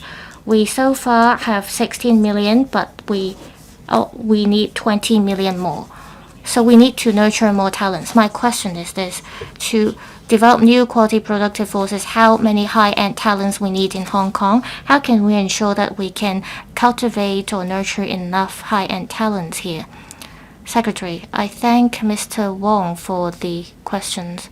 According to the Hong Kong INT Development Blueprint, we hope that within the next few years, by 2030, there will be some 40,000 to 100,000 talents in Hong Kong. I'm talking about high-tech talents. For high-quality development, those who engage in high-tech sectors, we think we need hundreds of thousands of talents. Over the past year, with the effort of the SAR government, we have already done a lot of work to attract talents. Over the past year, we have 100,000 talents who came to Hong Kong, and over half of them came through the Top Talent Pass scheme. So our admission scheme has yielded results. As we continue to attract talents from around the world, I agree with what Mr. Wong said. We have to step up nurturing local talents. In terms of basic education as well as higher education, we have put into more resources into our INT curriculum. Some professional education institutes have also stepped up nurturing talents. We will have applied science universities in Hong Kong. On one hand, we're going to bring in talents. On the other hand, from basic education to tertiary education, we're going to step up cultivation of local talents. And I'm confident that we will have more talents in this area in Hong Kong in the future. President, in the government work report of the 2 sessions, there's mention about new quality productive forces, new energy, transport, low altitude economy, quantum technology, as well as big data and AI are mentioned in the report. On low altitude economy, Shenzhen has been pioneering in this regard. In October 2023, there was Yen 10 Low Altitude Outline Development Plan 2023 promulgated by the Shenzhen government. In Hong Kong, will the government work with Yantian, which is one of the areas in the Twin City 3 circles? What are the plans? Thank you. Secretary. In the report of the 2 sessions, there is mention about development of new quality productive forces, and we have to implement measures according to the local conditions, as well as the characteristics of policies of different regions. With our own advantages,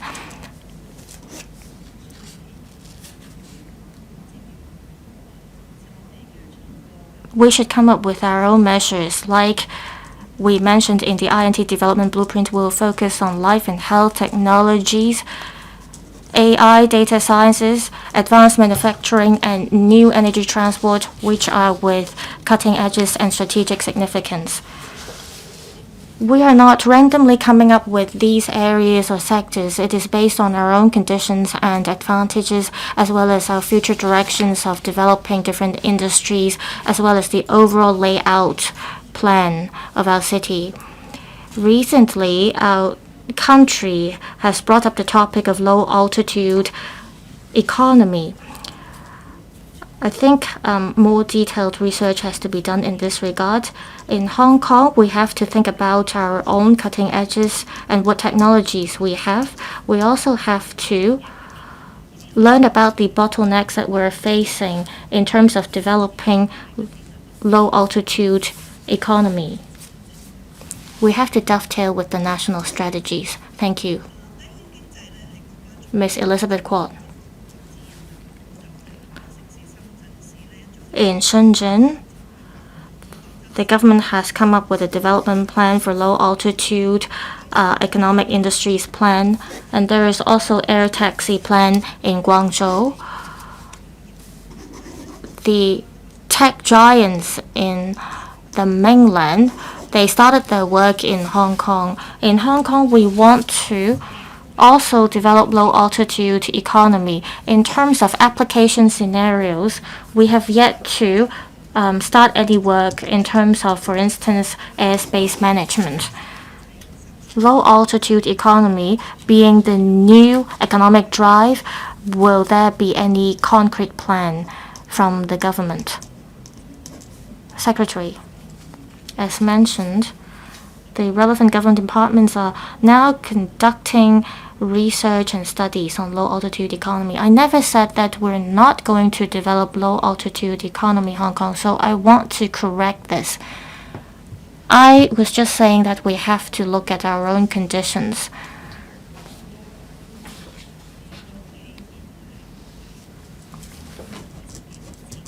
We're not starting late in terms of low-altitude economy. 20 years ago, I applied to start the research on flying robots or manufacturing of flying robots, but because of various reasons, the project did not go ahead as planned. Like the City University of Hong Kong, there are research on indoor flying robots or micro flying robots, and we've yielded results. There are constraints to carrying out indoor studies or projects. Low-altitude economy is going to be the major trend in our country. As to how Hong Kong can support the national policy, this is what the SAR government is looking into now. Mr. Rob Chen. President, to promote new quality productive forces, we have to look at our own local conditions. I want to know how the government is going to make use of our advantages as an international city, and how is the government going to consolidate different resources to expedite the formation of new quality productive forces.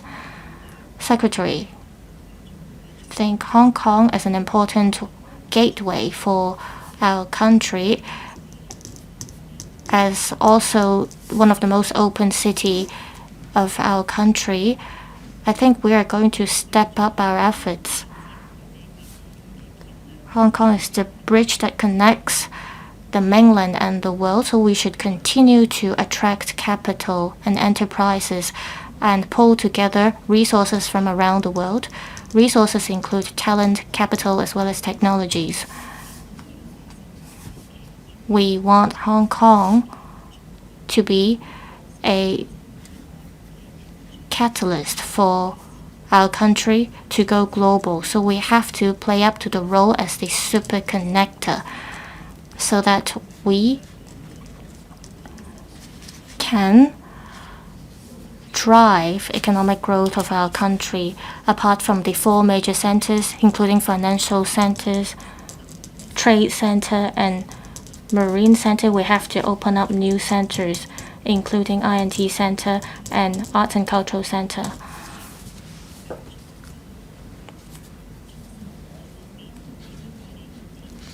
How can we make use of resources from around the world to help promote new quality productive forces for our country? For instance, we have Inno Hong Kong, and our advantage is that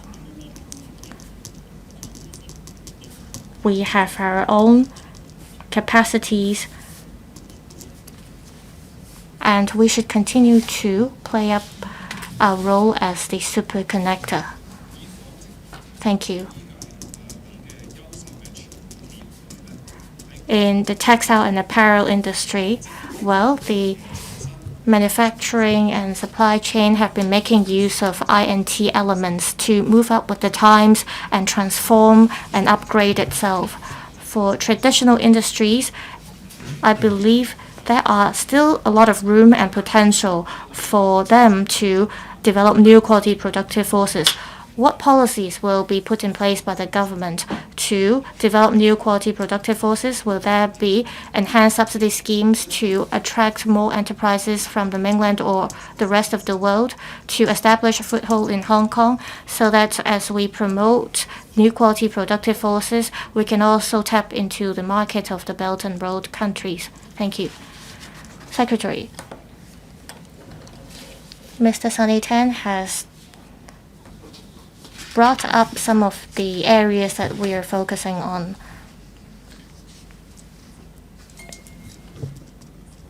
Open air through AI, we have seen the value of the sector doubled, which is now about 200 billion US dollars.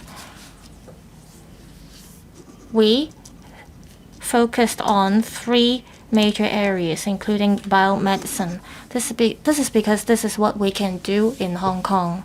And we're going to build our own ecosystem here. We have to develop AI as well as data sciences because we have advantages in this regard. We have our own supercomputing capacity. We should consolidate resources from around the world. AI development is going to be a major global trend, so this is the direction that we're going to head towards. And we should develop new energy transport. We have 3rd generation semiconductor core technologies, but we are yet to see an ecosystem in this area. This year, we are going to set up the Hong Kong Microelectronics Research and Development Institute. There will be 2 production lines, and we're going to focus on the 8-inch 3rd generation semiconductor core technologies. We also have to focus on new energy. Then we can use INT to drive economic growth. Last question seeking oral reply, Ms. Doreen KONG. President, according to the statistics of the HA, there were around 79,400 patients with dementia in Hong Kong receiving treatment in HA in 2020. In addition, according to the forecast of a study, in 2039, among persons aged 60 and above, 333,000 will suffer from dementia. In this connection, will the government inform this council, 1, of the latest number of persons diagnosed with dementia, together with a breakdown and percentage by the channel where the diagnoses were confirmed, that is private and public healthcare systems, age and gender. 2, whether it has compiled statistics and evaluated the effectiveness in respect of the demand of dementia patients for care services and resource allocation. If so, whether it will plan and improve the relevant services on the basis of the evaluation outcomes, such as formulating long-term support policies and plans for care services for patients at the early, intermediate and late stages of dementia, as well as relaunching territory-wide awareness campaigns on dementia. And 3, as it is learned that currently, many residential care homes or RCH adopt a restrained approach to restrict the activities of elderly persons with dementia, whether the authorities have put in place measures to reduce the adoption of such care approach by RCHs, and whether the authorities have plans to promote to RCHs the restraint-free care concept for elderly persons and to assist RCHs in improving their facilities to facilitate the implementation of such care concepts. Secretary for Labour and Welfare. President, in consultation with the Health Bureau, I reply to members' question as follows. 1. The number of patients diagnosed with dementia and receiving treatment in the Hospital Authority in 2022, with a breakdown by age and sex, is at Annex 1. The HA does not keep the number of patients who obtained diagnosis in the private healthcare system. 2. Dementia is a disease caused by a decline in brain functions due to neurological changes. At present, there is no cure for dementia. Patients can slow down the degenerative process of the brain and alleviate the symptoms with medical and non-medical support, for example, reminiscence, multisensory and cognitive training, etc. except for dementia patients at a severe stage or those requiring medical care due to serious complications.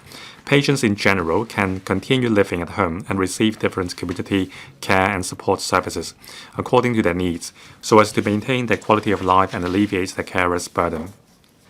Dementia patients commonly suffer from multiple chronic diseases such as hypertension, diabetes mellitus, cardiovascular diseases, etc., as well as physical deterioration such as memory loss, falls, and continence. To flexibly deploy resources, the HA will refer patients to different specialist outpatient clinics of the HA, including medicine, geriatric, psychogeriatric, and memory clinic, according to their needs, allowing patients to receive joint consultation and treatment. For example, the geriatric team provides services to dementia patients suffering from other geriatric conditions, while the psychogeriatric team is responsible for supporting dementia patients experiencing severe comorbid emotional or behavioral symptoms. As patients often require services from different specialist outpatient clinics, the health expenditure arising from the provision of treatment and care services to dementia patients cannot be separately quantified or to conduct statistical and effectiveness evaluation on resources allocation. The cost incurred for the medical services provided by the HA to patients aged 65 or above in the past 3 years is at Annex 2. In addition to the above medical services, the government implements different measures to support patients with dementia. 1. Supporting elderly persons. The HHB, formerly Food and Health Bureau, and the Social Welfare Department implemented Dementia Community Support Scheme as a pilot scheme in February 2017 to provide cross-sectoral and multidisciplinary support services to elderly persons with mild or moderate dementia and their carers. The HA is responsible for identifying and referring suitable patients with dementia to district elderly community centers, as well as designing and reviewing in collaboration with DECC's individual care plans for the patients concerned. The DECCs arrange activities and services for participants based on their needs according to the agreed ICPs, with a view to improving their cognitive ability, knowledge of home safety, self-care ability, physical functioning, and social skills. The scheme has been made permanent since February 2019 and expanded to all 7 HA clusters and 41 DECCs in the territory, and can serve over 2,000 elderly persons each year. The SWD provides dementia supplements to eligible elderly service units to strengthen the care of and support for elderly persons with dementia, such as employing additional professional staff, including occupational therapists, nurses, and social workers, or purchasing relevant professional services and organizing training programs for them. On public education, the SWD launched a territory-wide public education program titled the Dementia Friendly Community Campaign from 2018 to 2023 March to enhance the public's understanding of dementia and encourage members of the public to support and care about persons with dementia and their carers. The campaign received positive feedback and support from different sectors during the period. Relevant service units will continue to promote messages of caring for dementia and organize activities supporting dementia patients and their carers. The SWD will review the need for organizing a similar territory-wide public education campaign in a timely manner. In addition, the DH has been providing latest health information on dementia through various channels, including the Elderly Health Service website, Elderly Health Information Hotline, education kits for elderly carers, online videos, media interviews, Elderly Health Service newsletter, and health talks to enhance public awareness and provide family members and carers of dementia patients with practical skills and insights to manage the disease. Furthermore, the HA has been implementing various health promotion activities, including organizing educational talks and publishing pamphlets to raise community awareness of dementia. Through the Innovation and Technology Fund for Application in Elderly and Rehabilitation Care, the government subsidizes eligible elderly and rehabilitation service units to procure, rent, and trial technology products.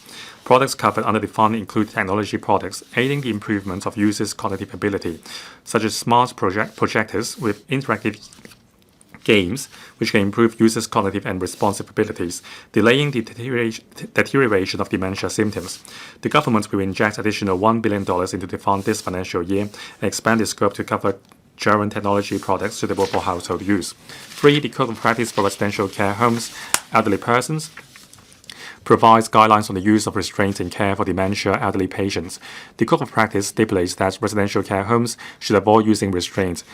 It should only be considered when all other alternative attempts are ineffective or in in case of emergency and when the well-being of other residents is imperiled. RCHEs should consult healthcare professionals and relevant professional practitioners and take appropriate measures in providing needed care to dementia residents. The SWD regularly organizes workshops on care knowledge for RCHE staff. Topics include understanding dementia, providing care to dementia elderly persons, and the use of restraints. Thank you. Ms. Doreen KONG. Thank you, President.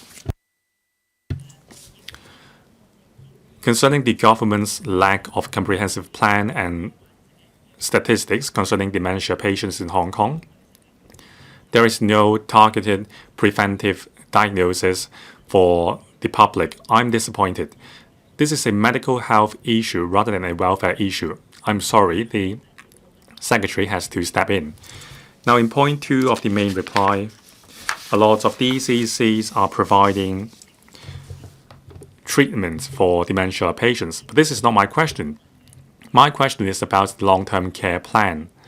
Now, concerning dementia patients, what is the timetable for delivering a long-term care strategy? Secretary, President, as mentioned in the main reply, we need collaboration between the society and the medical sector, as well as the social welfare sector. The DHA is our major partner. Most of our demented patients are treated by the DHA.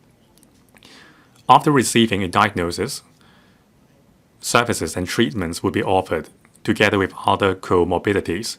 The most important thing is we need community support.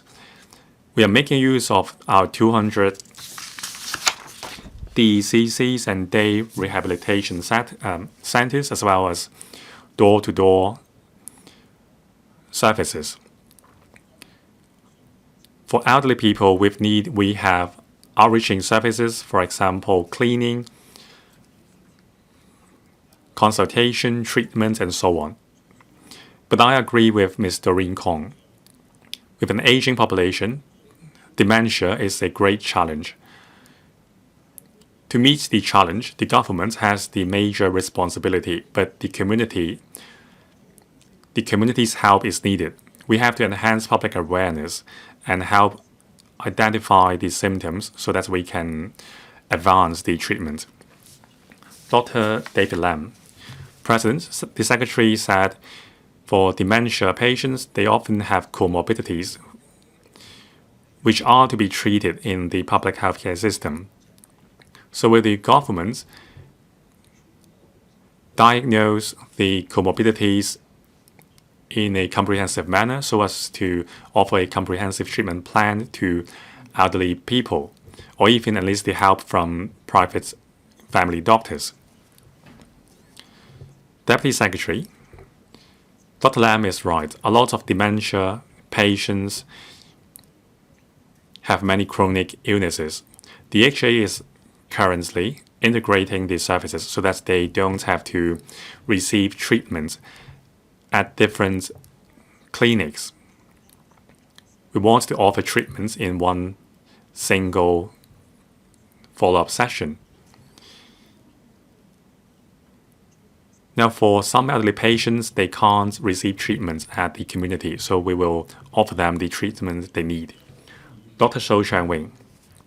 President, according to Dr. Doreen Kong's question, I said by 2039, there will be some 333,000 60-plus dementia patients. This is a very terrifying trend. There are still 15 years to go before 2039 arrives. Prevention is always better than care. In terms of preventing dementia onset and enhancing public awareness, what's the plan? How much resources will be put in to ensure effective prevention?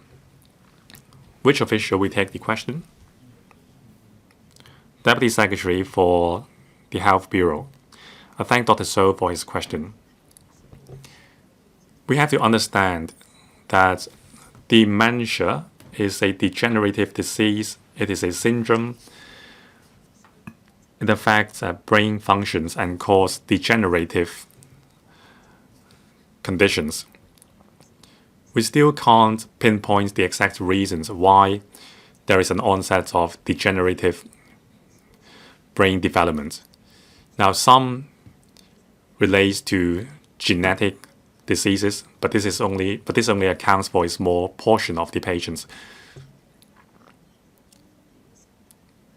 So we are identifying some risk leading to dementia. For example, bad living habits, lack of exercise, bad sleep,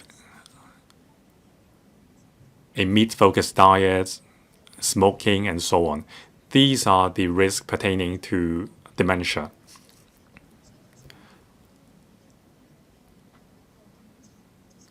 Ms. Doreen KONG has mentioned screening. From a public health perspective, and also suggested by the WHO, to conduct major screening, we need to understand the reasons behind the onset of disease so that we can offer effective treatment. As mentioned by the Secretary for Labor and Welfare, there is no medication to cure dementia. The combined treatment plan with medicines and non-medicine treatments can only defer or delay the onset by some 6 to 8 months. We can't stop the deterioration, so we need support from the community to support the patients and the carers. Dr. Frankie Ngan. Thank you, President. Will the government consider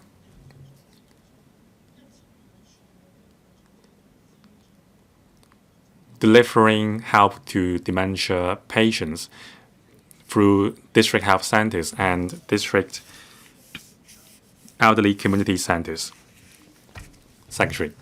Thank you. The DECCs are already offering treatment for dementia patients. Now, under the dementia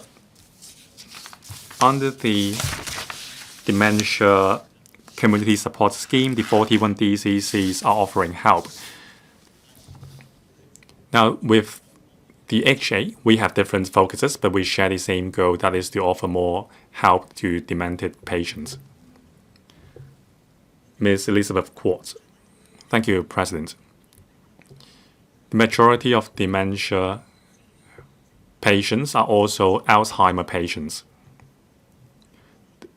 As rightly pointed out by the Secretary, with early diagnosis, the doctor can prescribe the drug earlier, and it would be more effective in delaying the onset of the disease. To the family members of the patients, this is very important. My question is, in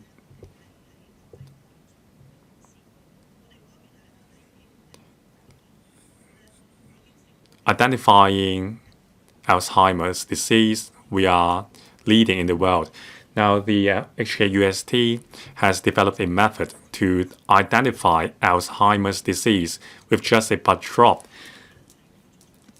with an accuracy rate of 96%, 4 to 6 years before the onset. It has been widely adopted in treatment. Now, if we can diagnose potential weakness 5 to 10 years of the onset, that would be a huge win. So I think our scientific research products is well recognized in the world. So will our own hospital authority introduce this screening method?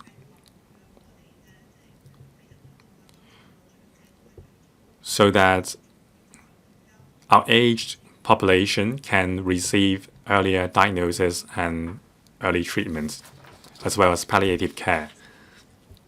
Deputy Secretary. Thank you, President. This is a very valid question.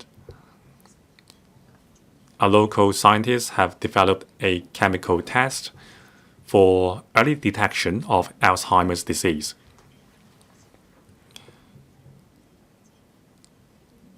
As I said, we need to consider the treatment options for these patients.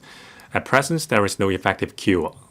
The most effective way is to change living habits. For example, smoking, lack of sleep, too much meat, and so on. Now, I believe the HA has considered a number of factors, including the cost effectiveness and also the other factors before introducing the test.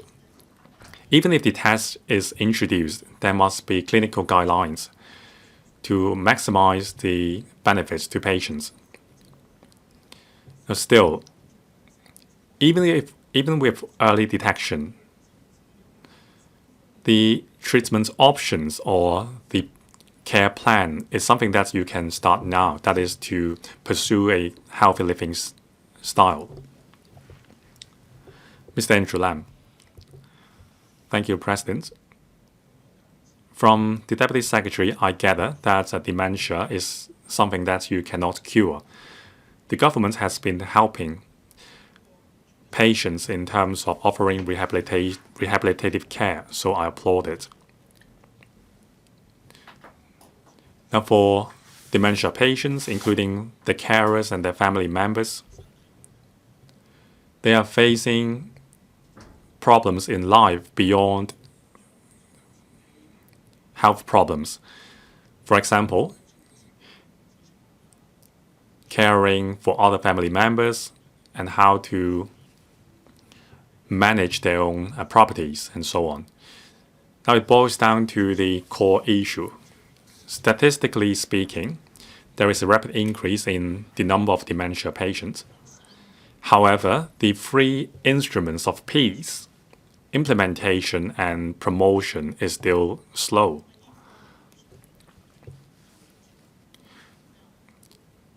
So I would like to hear whether there is a better plan to encourage dementia patients and family members to prepare the three instruments of peace and prepare for the future. Secretary, President, I thank Mr. Andrew Lam for his question. He asked this same question before, the three instruments of peace. The purpose of these instruments is to ensure that when the elderly people become incapacitated, their will be respected. Now, we can't mandate the public to sign a document, but what we can do is to promote the idea. Mr. Andrew Lam is right. For those with dementia, the person itself is suffering, but we have to help the carers as well because they are also suffering. For demented people, they are like children. They need around-the-clock care. Now, the carers are stuck with them the whole day and they may experience emotional stress. So we have the 182, 183 hotline, and we are offering training to carers in terms of coping with their emotional stress. We will do better in the future. Thank you. Mr. Bill Tang. Thank you, President.